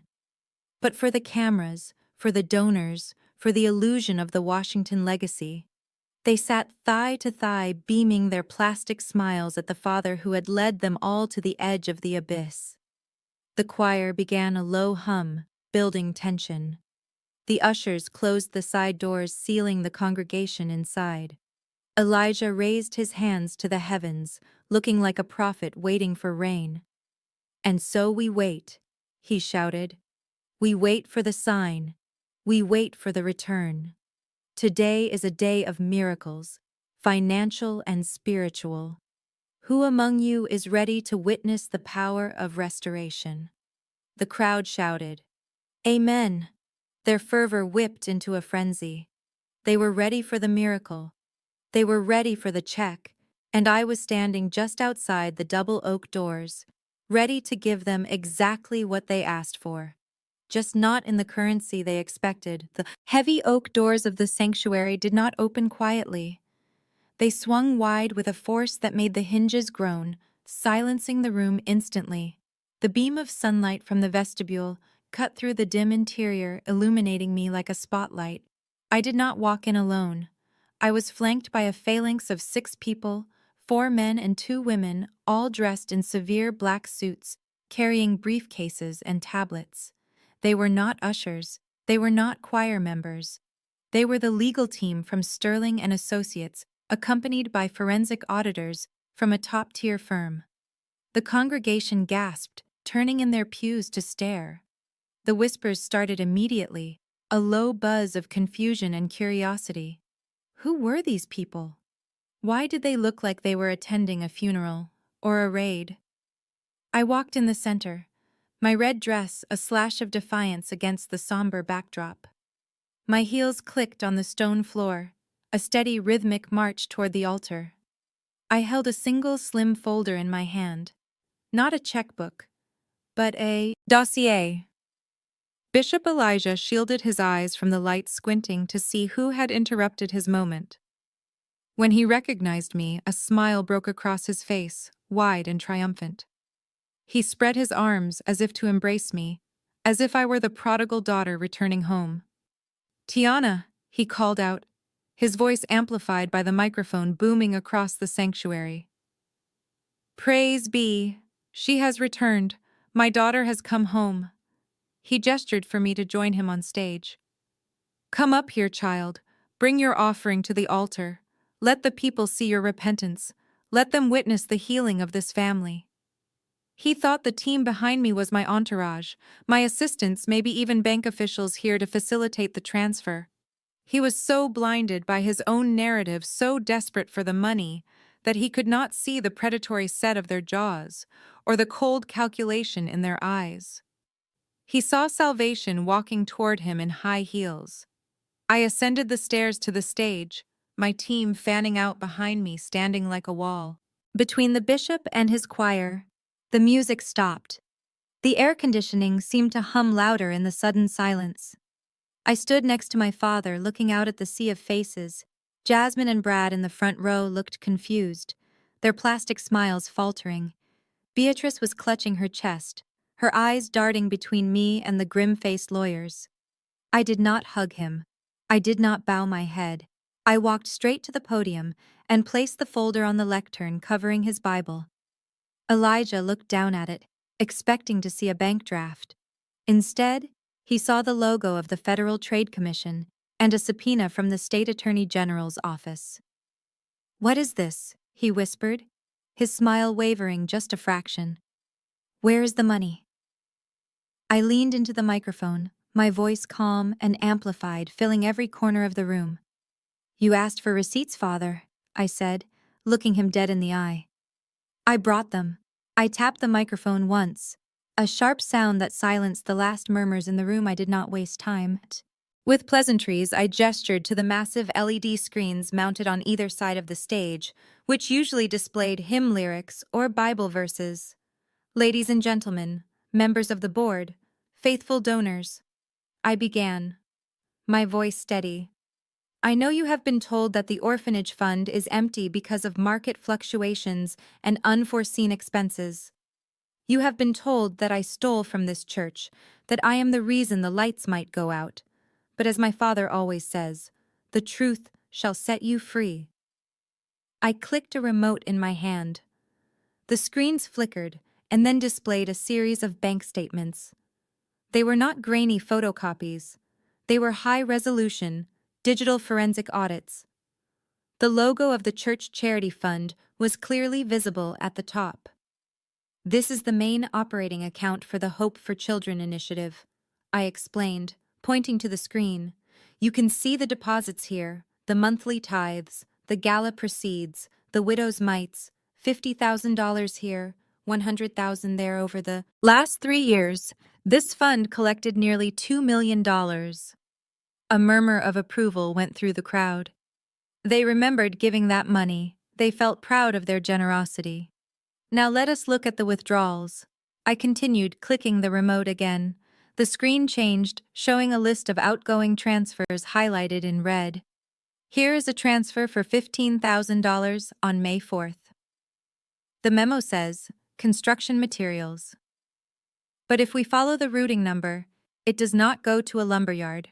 It goes to a luxury dealership in Miami. Specifically for the lease down payment, on a Lamborghini Urus." I looked down at Brad in the front row. He was sinking lower in his seat, his face a mask of terror. "And here is a transfer for $8,000 on June 12th, I said, clicking again. Memo says, medical supplies for orphans. The recipient account belongs to a boutique in Paris. The same week my sister Jasmine posted a photo of her new limited edition Hermes Birkin bag. I clicked again and again, and each slide a damning indictment: 20,000 for a private jet charter, billed as missionary travel, 10,000 for a spa retreat billed as clergy wellness. The evidence was overwhelming, undeniable. It was a map of greed drawn with the money of the faithful. My father, Bishop Elijah, stared at the screen, his mouth opening and closing like a fish on dry land. He looked at me, then at the congregation, then back at the screen. He was watching his legacy dissolve into pixels. "You have been told I am a thief," I said, my voice rising over the growing roar of the crowd. "But the only thing I have ever stolen is the cover of darkness. You used to hide your sins. These are not my accounts. These are yours. These are your signatures, authorizing the transfers. These are your children spending the money meant for starving kids to buy status symbols."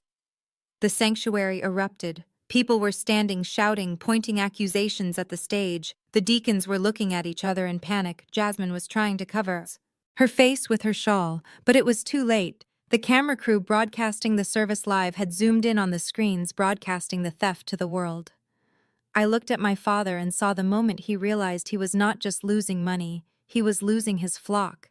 And I was just getting started. I reached into the folder I had placed on the podium and pulled out a single sheet of paper. It was the invoice my father had thrown at me 3 days ago. The $500,000 bill for my existence. I held it up for the cameras to see my hand steady. "You handed me this."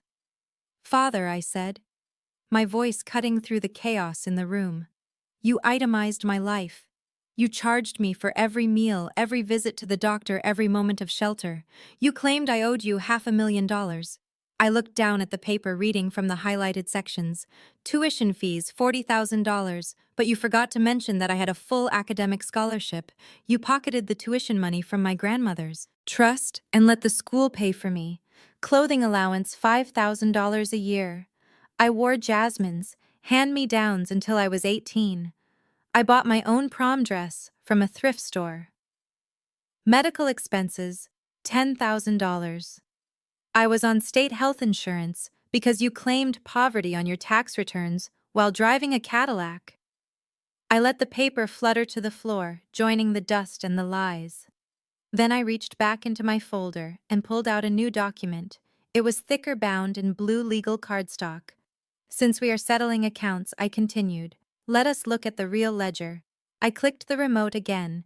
A new spreadsheet appeared on the giant screens. It was meticulous, indisputable, and terrifyingly large. Line item 1 I read aloud.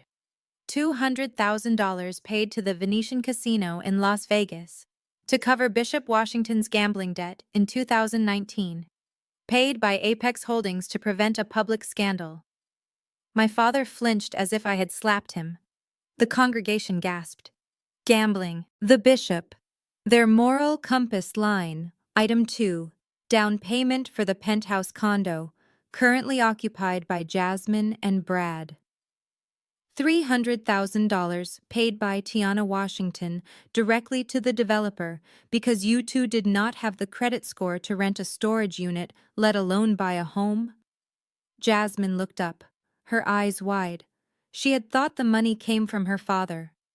She had no idea she had been living in my charity line item. 3. Emergency infusion of capital to Tech Venture Solutions. Brad's failing startup. $1.5 million.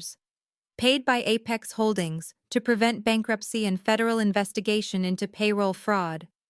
Brad put his head in his hands. He knew. He had always suspected, but hearing it out loud in front of 3,000 people broke him. I scrolled to the bottom of the screen where a final number glowed in bold black text. Total debt owed by the Washington family to Tiana Washington and her subsidiaries. $3.2 million. I looked at my father, his face gray and sweating. You tried to bill me for being your daughter. I said, my voice cold and hard. But the truth is, Father, you cannot afford me. You never could. You handed me a bill for $500,000. I am handing you a foreclosure notice for $3.2 million, and unlike you, I expect payment in full today. The silence that followed my demand was not the silence of peace. It was the silence of a held breath before a scream. The realization hit the congregation like a physical wave. They looked at the screens at the undeniable math of their betrayal, and then they looked at the man they had called a prophet. The first shout came from the balcony, a woman who had donated her pension fund to the orphanage. Liar, she screamed, her voice cracking with grief. You stole from babies that broke the dam. The sanctuary dissolved into bedlam.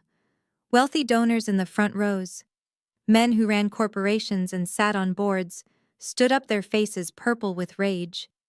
These were men who did not tolerate being swindled. Mr. Sterling, the bank president, was on his phone shouting instructions to his legal team to freeze every asset associated with the church before the sun went down. The board of elders, the gray-haired men who had protected Elijah for decades, sat frozen in their pews like statues. Their eyes darted back and forth, calculating their own liability. They knew that ignorance was no longer a defense. The forensic audit on the screen had their signatures on the approval lines. I watched my mother Beatrice throughout the chaos. She was standing by the altar, clutching her chest, her face a mask of absolute terror. She looked at the angry crowd. She looked at the husband who had failed to protect their secrets. And then she looked at me. For a fleeting second, I saw pure hatred in her eyes, a look so venomous it could have withered a vine. But then, realizing she had no other defense, she played the only card she had left. My heart. Beatrice gasped, loud enough for the microphone to pick it up.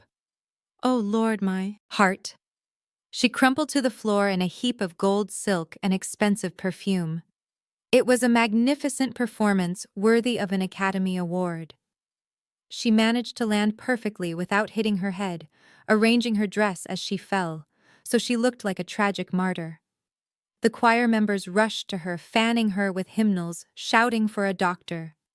Elijah knelt beside her, grasping her hand and looking up at the crowd with pleading eyes, hoping his wife's medical emergency would buy him sympathy. It did not work. The paramedics who had been stationed at the back for the large event rushed forward, but the crowd did not hush in reverence. They parted, but the murmurs of thief and fraud did not stop. I watched the paramedics check her vitals. I saw the lead medic frown and say something into his radio, likely reporting that her pulse was steady and her breathing was normal for a woman caught in a lie. "Get up, mother," I said, my voice amplified and calm, cutting through the theatrics. "The paramedics know you are faking it. And even if you were having a heart attack, the ambulance ride is not covered anymore. I canceled your premium health insurance this morning. You are on the state plan now, and the waiting list is quite long." Beatrice's eyes snapped open. She glared at me from the floor. Her ruse shattered. She scrambled to her feet. Unaided, her dignity left somewhere on the carpet. The crowd laughed. A harsh, bitter sound of people who finally saw the strings on the puppets. The curtain had been pulled back, and the wizard was just a con man, and his wife was just a frantic woman in a stolen dress. There was no more reverence in the Cathedral of Grace, only the ugly, naked truth. The laughter of the crowd at Beatrice's failed performance was the final straw for Brad Miller. He stood up abruptly, knocking his chair over. The sound clattered loudly in the tense atmosphere. He looked at the giant screens displaying the millions of dollars of debt and theft, and he looked at the angry faces of the donors he knew. His startup was dead. He knew his reputation was ash. He looked at Jasmine, who was busy fixing her hair, as if appearance could still save her, and something inside him snapped.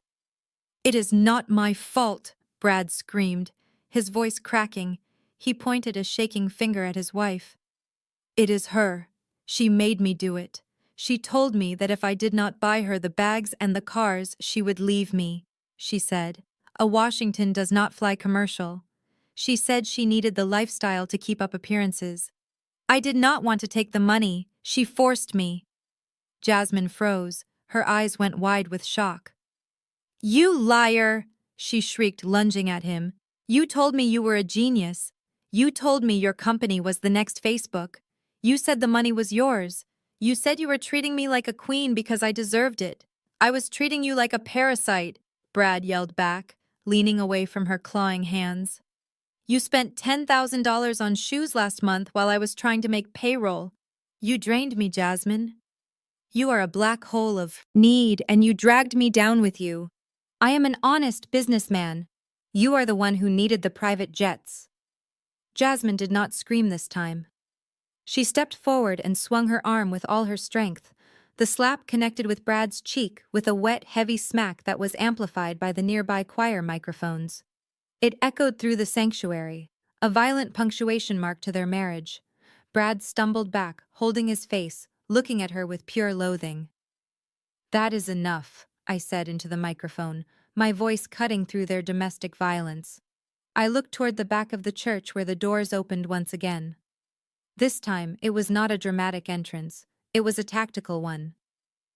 6 officers in windbreakers marked Economic Crimes Unit marched down the center aisle. They moved with the heavy, purposeful stride of men who had warrants in their pockets. "Tiana, what have you done?" Jasmine whispered, staring at the approaching officers. "I did what any responsible citizen would do," I replied, looking down at them from the pulpit. "I reported a massive embezzlement scheme involving charitable funds, wire fraud, and tax evasion. I provided the district attorney with a very interesting folder of evidence this morning. Specifically, the part where you two used the church nonprofit status to launder money for personal luxury goods." The officers stepped onto the stage, ignoring the bishop who was trying to command them to stop. They flanked Brad and Jasmine. "Officer Miller, You are under detainment for conspiracy to commit wire fraud and money laundering. Mrs. Miller, you are being detained as an accomplice and for possession of stolen assets. The congregation watched in stunned silence as the golden couple was separated and handcuffed right in front of the altar. Jasmine began to wail, a high-pitched sound of a child who realizes the party is over. Brad hung his head, defeated, letting them lead him away without a fight. The illusion was not just broken, it was being hauled away in handcuffs, leaving the bishop alone on stage to face the wrath of a god he had tried to swindle. The heavy oak doors swung shut behind the police officers, cutting off the wails of my sister and the desperate protests of her husband. The sanctuary fell into a silence that was far more terrifying than the noise.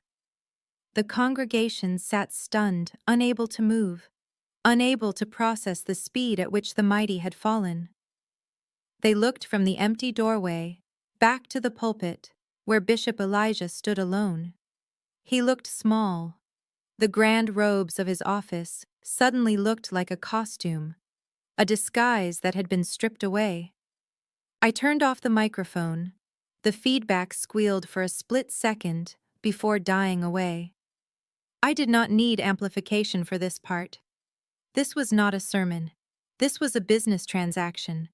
I walked over to where my father stood clinging to the wooden lectern as if it were the mast of a sinking ship.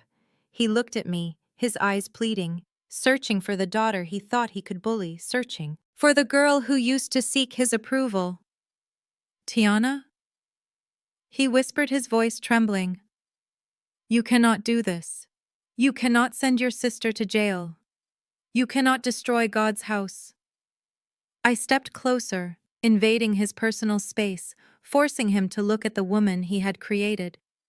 I am not destroying God's house. Father, I am foreclosing on yours. There is a difference. And as for Jasmine, she broke the law. You taught us that actions have consequences. Well, she is finally learning hers. I checked the diamond watch on my wrist. The movement was precise, deliberate. It is now 1 o'clock on Sunday afternoon. I said, my voice low and hard. You have exactly 24 hours. By 1 o'clock tomorrow afternoon, I expect a wire transfer of $3.2 million into the escrow account managed by Sterling and Associates. $3 million, Elijah gasped, clutching his chest. He looked around the room as if the money might materialize from the stained glass windows. I do not have $3 million, Tiana. You know I do. Not, you froze the accounts. You took everything. Then you better start selling, I replied coldly. I know you have hidden assets. Father, I know about the offshore account in the Caymans. I know about the vintage car collection stored in the warehouse under Henderson's name. I know about the diamonds Beatrice has hidden in the wall safe at the lake house. You have 24 hours to liquidate it all. And if I cannot, he asked, his voice barely a whisper, then I exercise my rights as the primary lien holder. I said, listing the terms with the detachment of an executioner. I will seize the mansion. I will seize the lake house. I will seize the cars, the jewelry, and the furniture. And this church. This building you are standing in. It is collateral on the mortgage held by Apex Holdings. If the funds are not in my account by the deadline, I will padlock these doors. I will sell this property to a developer who wants to turn it into luxury condos, and I will evict you from the pulpit you have used to lie to these people for 30 years. You would not dare, he hissed, a flash of his old arrogance returning. This is a holy place. The community will rise up. Look around you, Father, I said, gesturing to the silent pews. The community is watching you, admitting you stole their money. They are not going to rise up. They are waiting to see you fall. I turned my back on him, walking toward the stairs.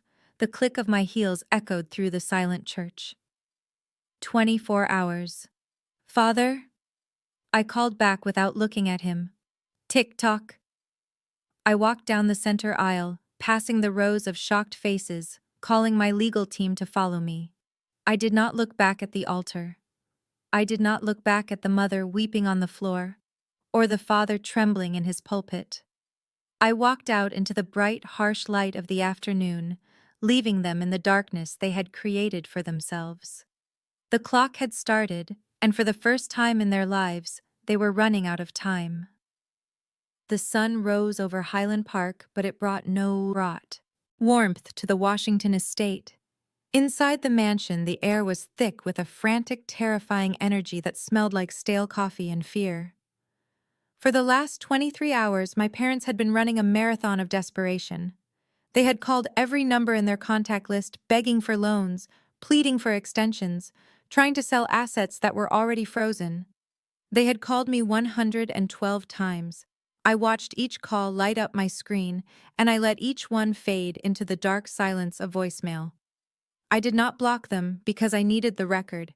I needed the digital trail of their panic, proving that they had received the warning and simply failed to meet the terms. At 12:55 in the afternoon, I sat in the back of a black SUV parked just down the street, checking my watch. The second hand swept around the face with a mechanical indifference. It did not care about their legacy. It did not care about their prayers. Time is the only judge that cannot be bribed. At exactly 1 o'clock, I tapped the partition glass. The driver put the car in gear. Behind us, two Cook County Sheriff cruisers turned on their lights, silent but authoritative. We rolled up the long driveway, gravel crunching under the tires, sounding like bones breaking. My father was waiting on the front porch. He was wearing the same suit from yesterday, but now it was wrinkled and stained with sweat. He looked like a ghost, haunting his own life. When he saw the police cars, his shoulders slumped. The fight went out of him like air leaving a balloon. He knew. He finally understood that I was not bluffing. I stepped out of the car, smoothing my blazer. The sheriff, a man named Miller who had attended my father's Easter services for a decade, stepped up beside me. He refused to make eye contact with the bishop. He was just doing a job, Tiana. My father croaked, his voice a broken whisper. We just need a few more days. We have a buyer for the jewelry. The bank said they might reconsider the loan. Just give us until Friday. I did not stop walking until I was standing on the bottom step, looking up at him. You had 24 hours. Father, the deadline was 1 o'clock. It is now 1:02. The time for negotiation has passed. The deed to this property has officially reverted to Apex Holdings due to default. You are no longer the owner. You are a trespasser. Beatrice burst out of the front door, dragging a Louis Vuitton suitcase, which bumped loudly over the threshold. You cannot do this, she screamed, her face blotchy from crying. This is my home. I raised you here. I gave you life, and this is how you repay me. You are evicting your own mother. I looked at the suitcase. Sheriff, please ensure they only take personal items. Clothing and toiletries. Nothing of value. The furniture, the art, the electronics, and the jewelry remain. They are part of the asset seizure. Beatrice let out a wail that sounded like a wounded animal clinging to the doorframe, as if she could physically root herself to the building. Sheriff Miller, stepped forward gently but firmly, prying her fingers loose. Ma'am, you have to go. We have a court order. Please do not make us use force. I watched as two deputies escorted my parents down the stairs. The steps they had walked up in triumph for 20 years were now the steps of their defeat. They were not allowed to take their cars. The Mercedes and the Cadillac were blocked in by the tow trucks arriving at the gate. They stood on the driveway holding two hastily packed bags, looking small and bewildered against the backdrop of the massive house that was no longer theirs. Where do we go? Elijah asked, looking at me with eyes that were finally empty of arrogance.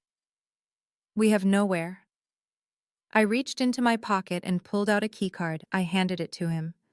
I booked you a room at the Motel 6 off the interstate. Paid for 3 nights. After that, you are on your own. It is clean, it is dry, and it is exactly what you can afford. I turned my back on them walking up the stairs to the front door. I heard the heavy wood click shut behind me. The silence inside was instant and profound. I walked to the center of the foyer and looked around. The house was empty of their noise, their lies, and their judgment. It was just a house. And now, finally, it was clean. Bishop Elijah did not take the key card I offered. He swatted it from my hand, sending the plastic rectangle clattering onto the driveway. The sound was small, but his rage was massive. He lunged past the sheriff, his face purple with a mix of fury and disbelief. He grabbed the wrought iron railing of the porch, screaming at the sky and at the neighbors who were watching from behind their curtains. "This is my house," he bellowed, his voice cracking under the strain. "I built this. I paid for every brick. This is the House of Washington. You cannot kick me out of my own kingdom. I am the bishop, and I demand you get off my property immediately." He looked like a madman trying to fight the tide with a spoon. The deputies moved to restrain him, but a calm voice cut through the humid afternoon air. "Actually, Bishop Washington, this property has not belonged to you for 60 months. Mr. Sterling stepped out of the second black SUV. He walked up the driveway with the unhurried pace of a man who holds all the aces.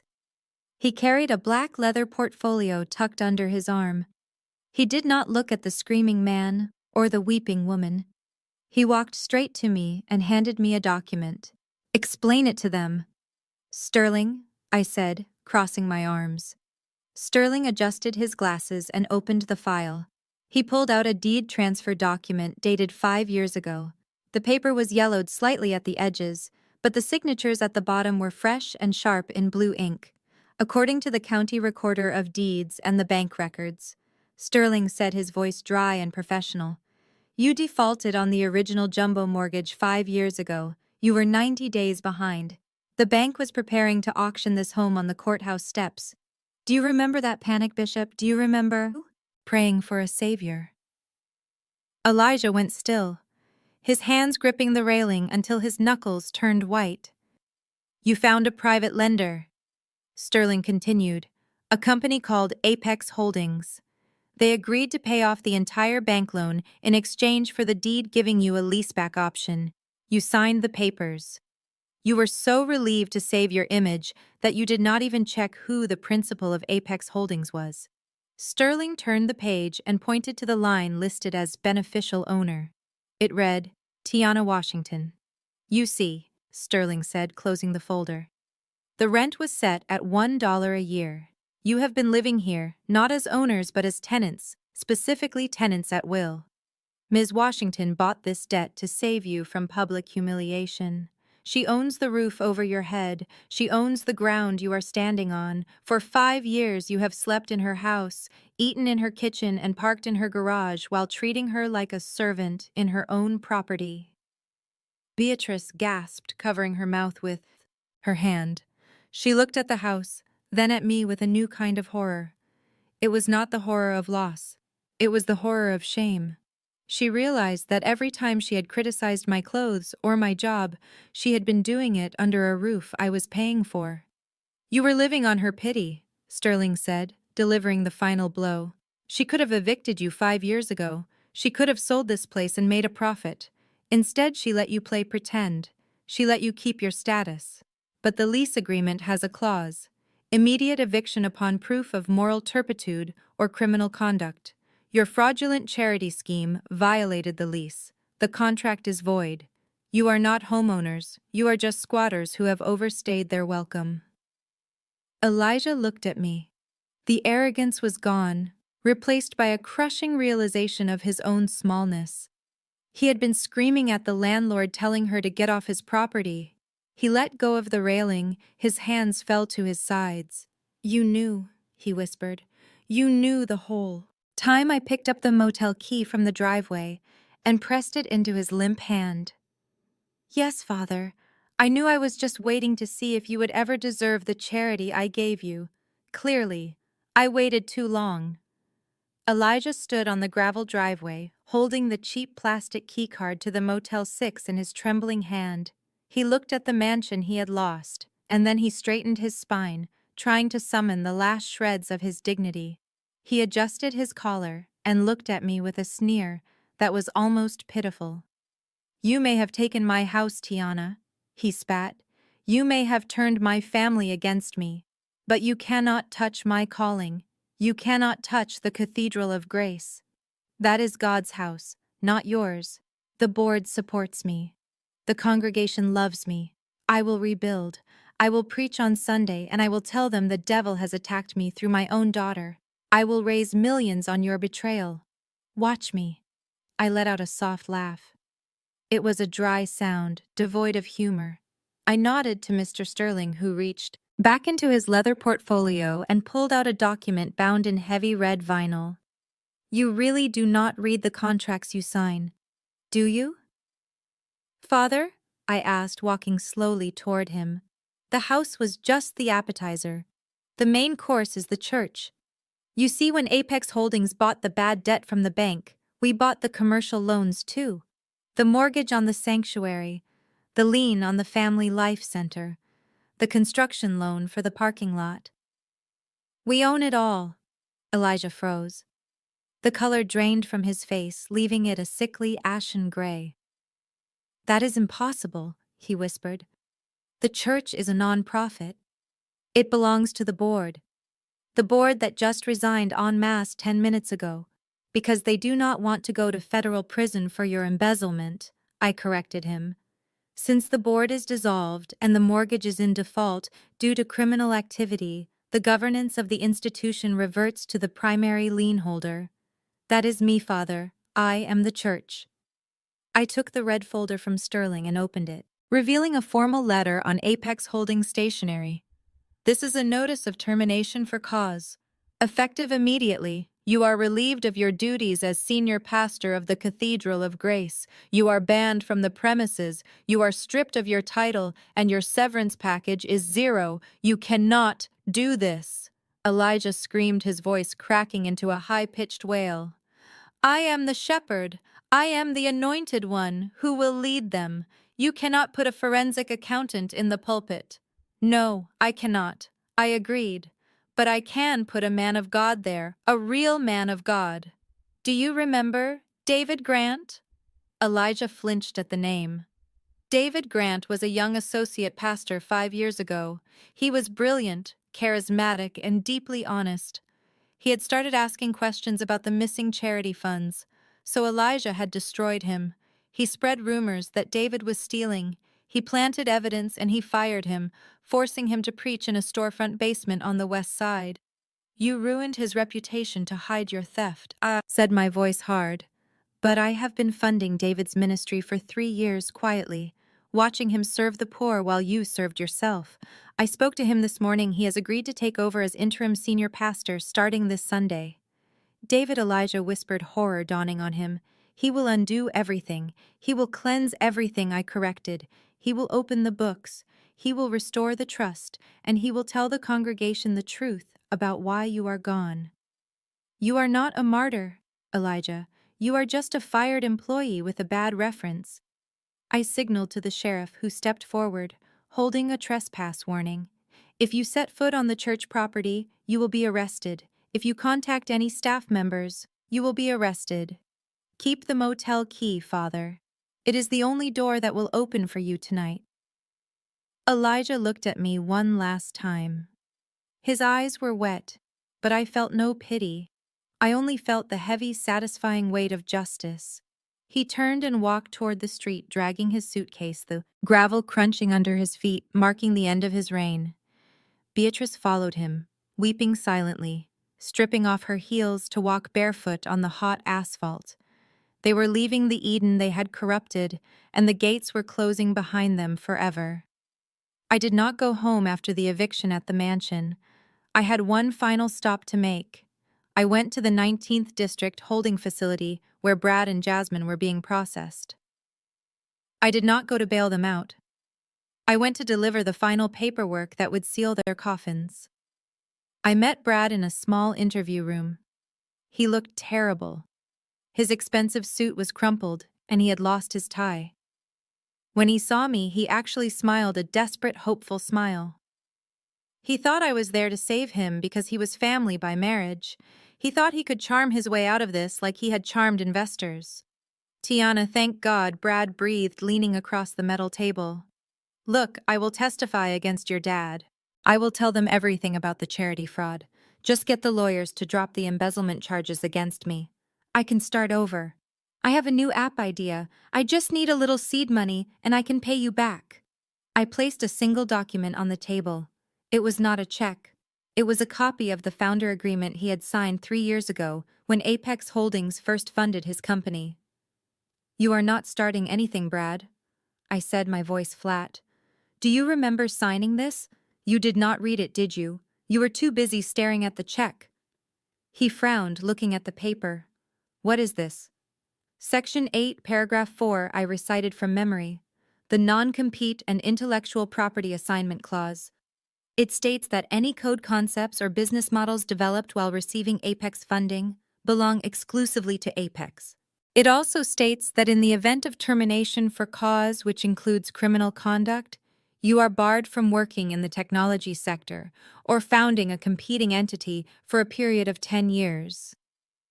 10 years, Brad whispered, his face turning pale. You cannot do that. That is my career. That is all I know. I stood up, smoothing my skirt. You also violated the morality clause, which triggers an immediate repayment of all invested capital, plus punitive damages. My lawyers are filing a civil suit tomorrow for $2 million. You will be garnished for the rest of your life. You are not a CEO anymore, Brad. You are an unhirable liability. You will be lucky to get a job fixing printers at a library. I left him with his mouth open, staring at the ruin of his future, and walked to the next cell where Jasmine sat. She was not crying anymore. She was sitting in a state of shock, staring at the concrete wall. When she saw me, she rushed to the bars, her hands gripping the cold steel. Tiana, get me out of here, she hissed. It smells like urine. My dress is ruined. Take me to the penthouse. I will stay with you until this blows over.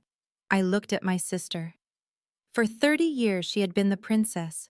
She had never worked a day in her life.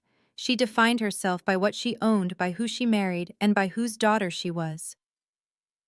You have nowhere to go, Jasmine, I said softly. The penthouse is mine. The mansion is reclaimed. The lake house is seized.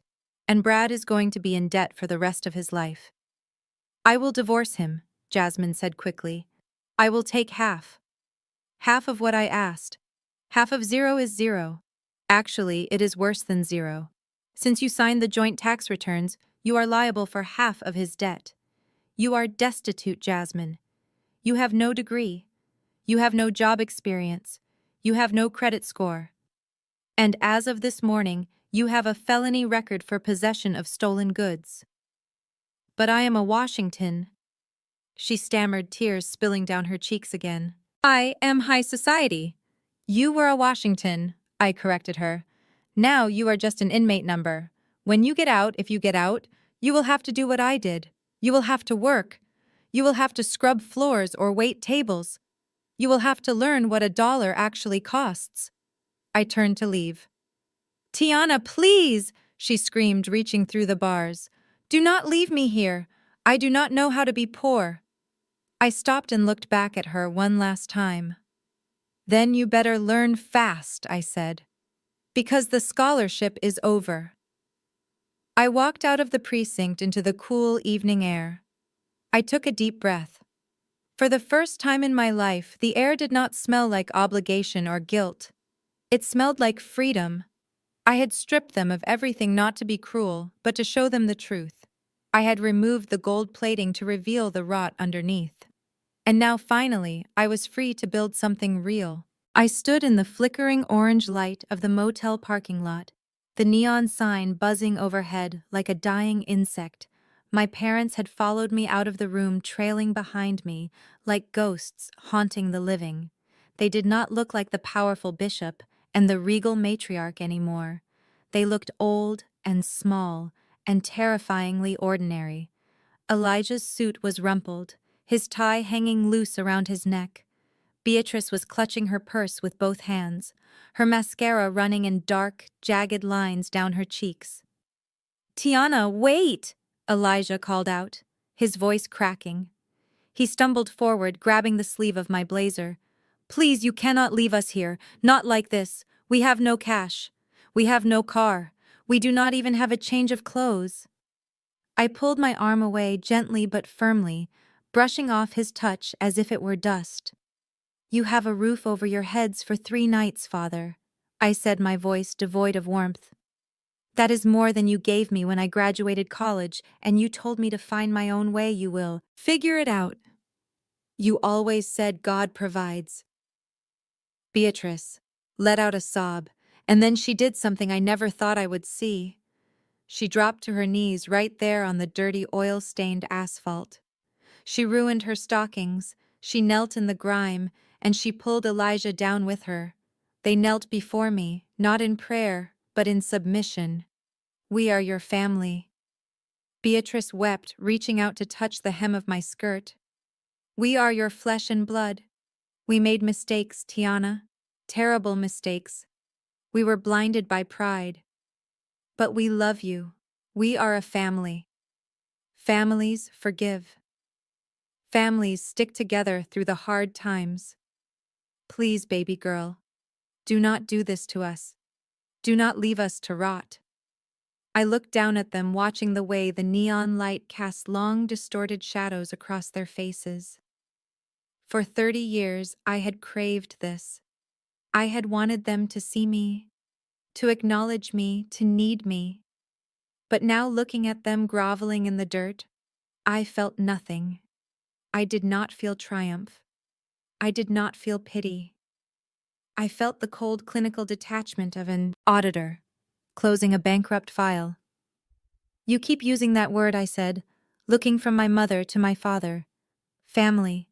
You speak of it as if it is a magic spell that erases debt, as if sharing DNA obligates me to be your victim." I took a step back, putting distance between us. "You are right," I continued. "Family sticks together, but you were never my family. You were my employers. You were my critics. You were the people who billed me for my existence. The family you are talking about died 3 days ago. It died on my birthday." Elijah looked up, his eyes wide and red-rimmed. "Tiana, please," he whispered. "It died the moment you handed me a tray of hors d'oeuvres and told me to serve your guests," I said, my voice cutting through the humid night air. "It died when you gave my car to Jasmine. It died when you handed me an invoice for raising me. You killed the daughter who loved you. You killed the girl who wanted to please you. She is gone, and the woman standing in front of you is not your daughter. Then who are you?" Beatrice wailed. "Who are you?" "I am the CEO of Apex Holdings," I replied, adjusting my blazer. "I am the owner of your debt, and this is not personal anymore. This is just business. You are a liability. I am removing from my ledger. I have audited your love and I found it bankrupt. I have liquidated your assets to cover your fraud. The transaction is complete." I turned around and walked toward the waiting black car. I heard them screaming my name behind me. I heard Beatrice wailing into the night, but I did not look back. I did not hesitate. I got into the back seat and told the driver to drive, leaving the Washingtons on their knees in the parking lot of a cheap motel, exactly where they belonged. The rear-view mirror showed them shrinking into the distance, 2 small dark figures swallowed by the night. And as we turned onto the highway, I finally closed the book on the past.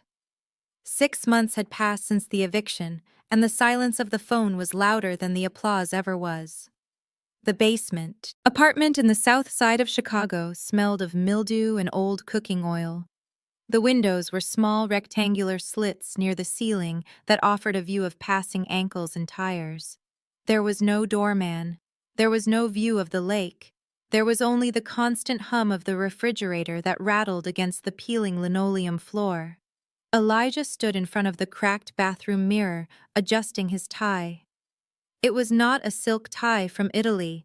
It was a clip-on tie made of scratchy polyester, part of his new uniform. He smoothed down the gray shirt with the patch on the shoulder that read "Secure Guard." He was no longer Bishop Washington. He was just Washington, the night shift security guard for a warehouse district, 3 bus transfers away. He walked to the bus stop, his head bowed low to avoid recognition. But the community had a long memory. He saw a car slow down. It was Deacon Jones, a man who used to sit in the front row and shout "Amen" louder than anyone else. Deacon Jones looked at Elijah in his cheap uniform waiting for the bus. The deacon did not wave. He did not stop to offer a ride. He rolled up his window and sped away. The flock had scattered, and the shepherd was now just a hired hand, guarding boxes of toaster ovens he could not afford. Across the city in a fluorescent-lit discount supermarket, Jasmine stood behind Register 4. Her feet were swollen in cheap canvas sneakers. Her manicure was gone, replaced by short, broken nails that hurt when she tapped the touchscreen. She scanned a bag of frozen peas, then a carton of milk. The beep of the scanner was the soundtrack of her new life. Price check on aisle 3. She called out, her voice flat and exhausted. "Excuse me," a sharp voice cut through the air. "I need you to speed it up. The line is backing up." Jasmine looked up. It was her shift manager. "Mrs. Johnson." Jasmine remembered Mrs. Johnson. She used to attend the church. She was the woman Jasmine had once laughed at in the foyer, making a cruel joke about her off-brand shoes and her polyester dress. Now Mrs. Johnson wore the manager's badge, and she held Jasmine's livelihood in her hands. "I am going as fast as I can," Jasmine muttered, rolling her eyes, a habit she had not yet broken. Mrs. Johnson stepped into her personal space. "Do not roll your eyes at me, cashier. You are not the princess of Highland Park anymore. You are an employee on probation. You are slow, you are rude to the customers, and your drawer was short yesterday. If you do not like it, you can leave. There are 10 people waiting for this job who will do it with a smile." Jasmine felt the tears prick her eyes. She wanted to scream. She wanted to throw the name tag on the floor and storm out.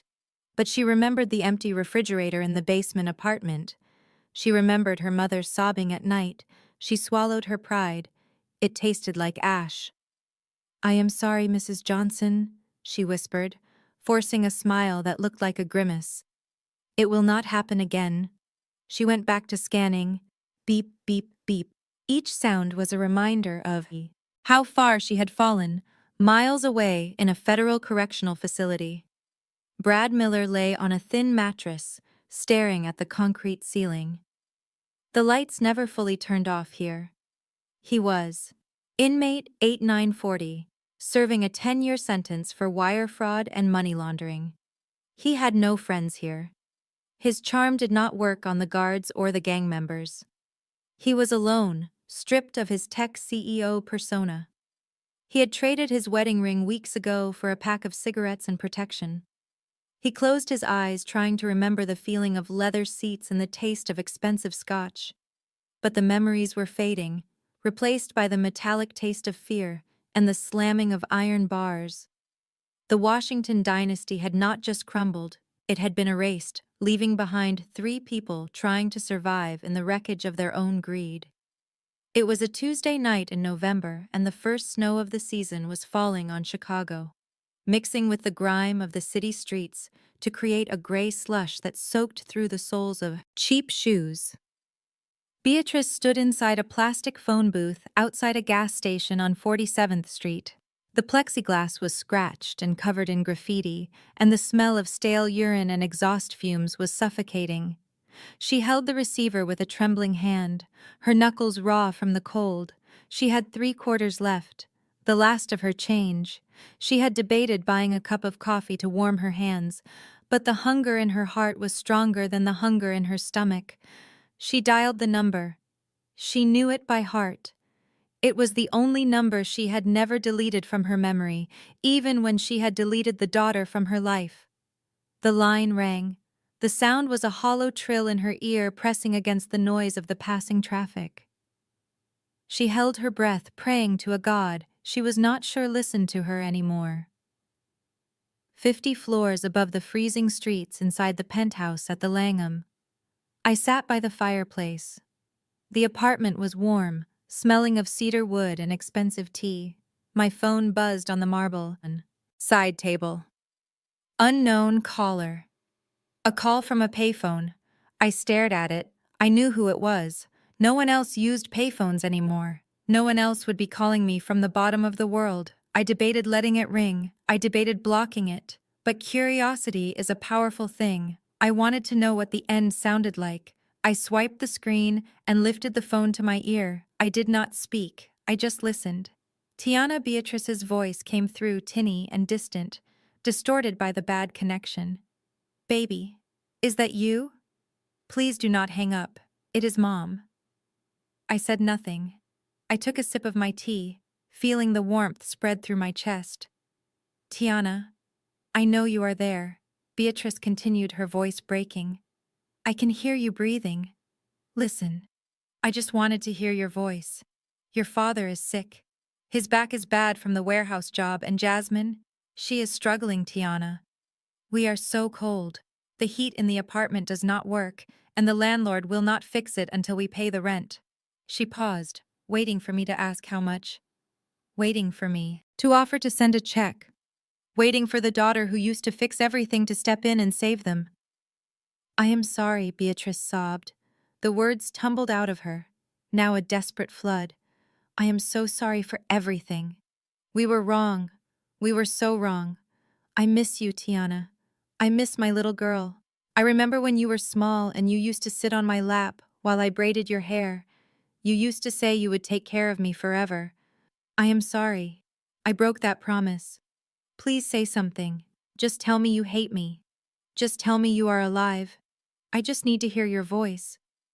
I stood up, walking across the plush carpet to the floor, to ceiling glass doors.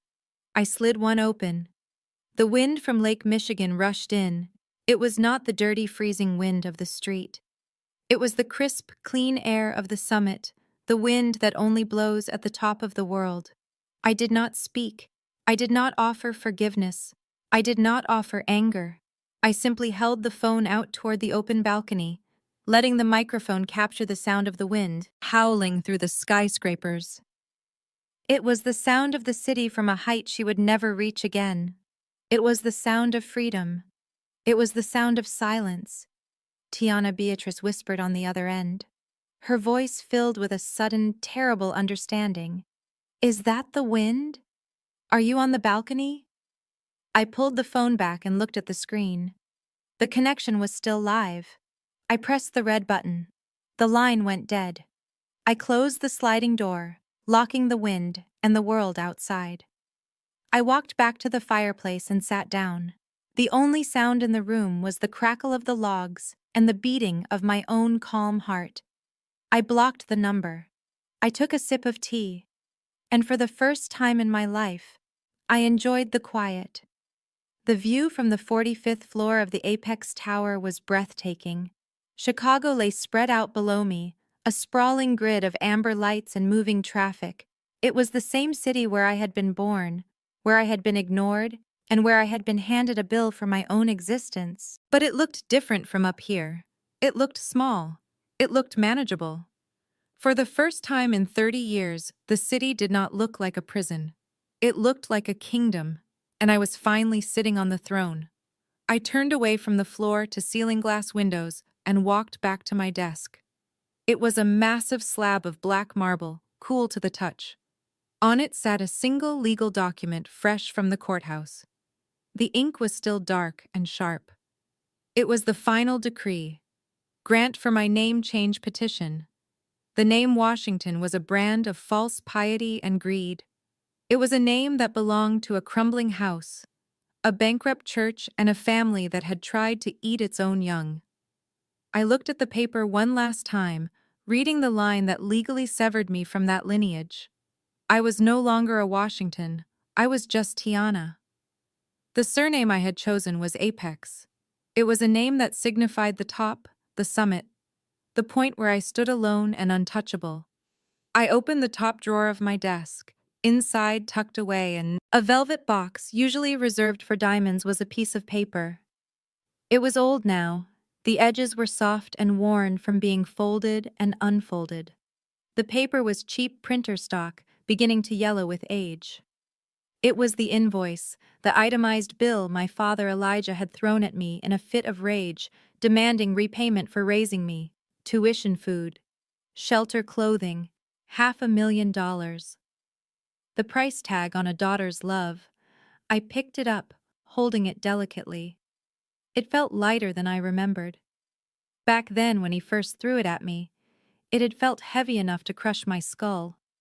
Now it was just a piece of trash, a relic from a life I had outgrown. I read the line items one last time. Clothing allowance, medical expenses, room and board.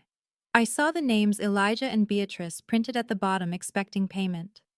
I stood up and walked out onto the private terrace. The wind off Lake Michigan was biting and cold, but I did not shiver. I felt a fire inside me that no winter wind could extinguish. I looked out at the dark water, seeing the reflection of the city lights dancing on the waves. I reached into my pocket and pulled out a silver lighter. It was heavy and cold in my hand. I flicked the wheel and a tall, strong flame sprang to life, dancing blue and orange against the night. I held the corner of the invoice to the flame. The dry paper caught instantly. I watched the fire eat the numbers. I watched it consume the demand for $500,000. I watched the names of my parents turn black and curl into nothingness. The fire traveled up the page, erasing the debt, erasing the guilt, erasing the obligation. The heat licked at my fingertips, but I held on until the very last second, until the paper was nothing but a fragile skeleton of gray ash. I opened my hand and let the wind take it. The ash swirled up into the night air, caught in the updraft, carrying the last remnants of the Washington legacy out over the lake to be swallowed by the water. I watched until the last speck disappeared into darkness. I took a deep breath, filling my lungs with the clean, sharp air of freedom. I was not a daughter anymore. I was not a victim. I was not a bank account. I was Tiana Apex, and I was finally free. I smiled, a genuine smile that reached my eyes and whispered into the wind. Paid in full. This story vividly demonstrates that true family is built on love and respect, not shared DNA or financial utility. The Washington's downfall teaches us that arrogance without substance is a house of cards waiting to collapse. Tiana's transformation from a dismissed liability to the ultimate power broker highlights the importance of financial literacy and self-reliance. The most crucial lesson is that we must have the courage to audit our relationships. When people, even parents, view us merely as transactions, we have the right to close the account. Peace is expensive, but freedom from toxicity is worth every penny. Don't get mad, get wealthy.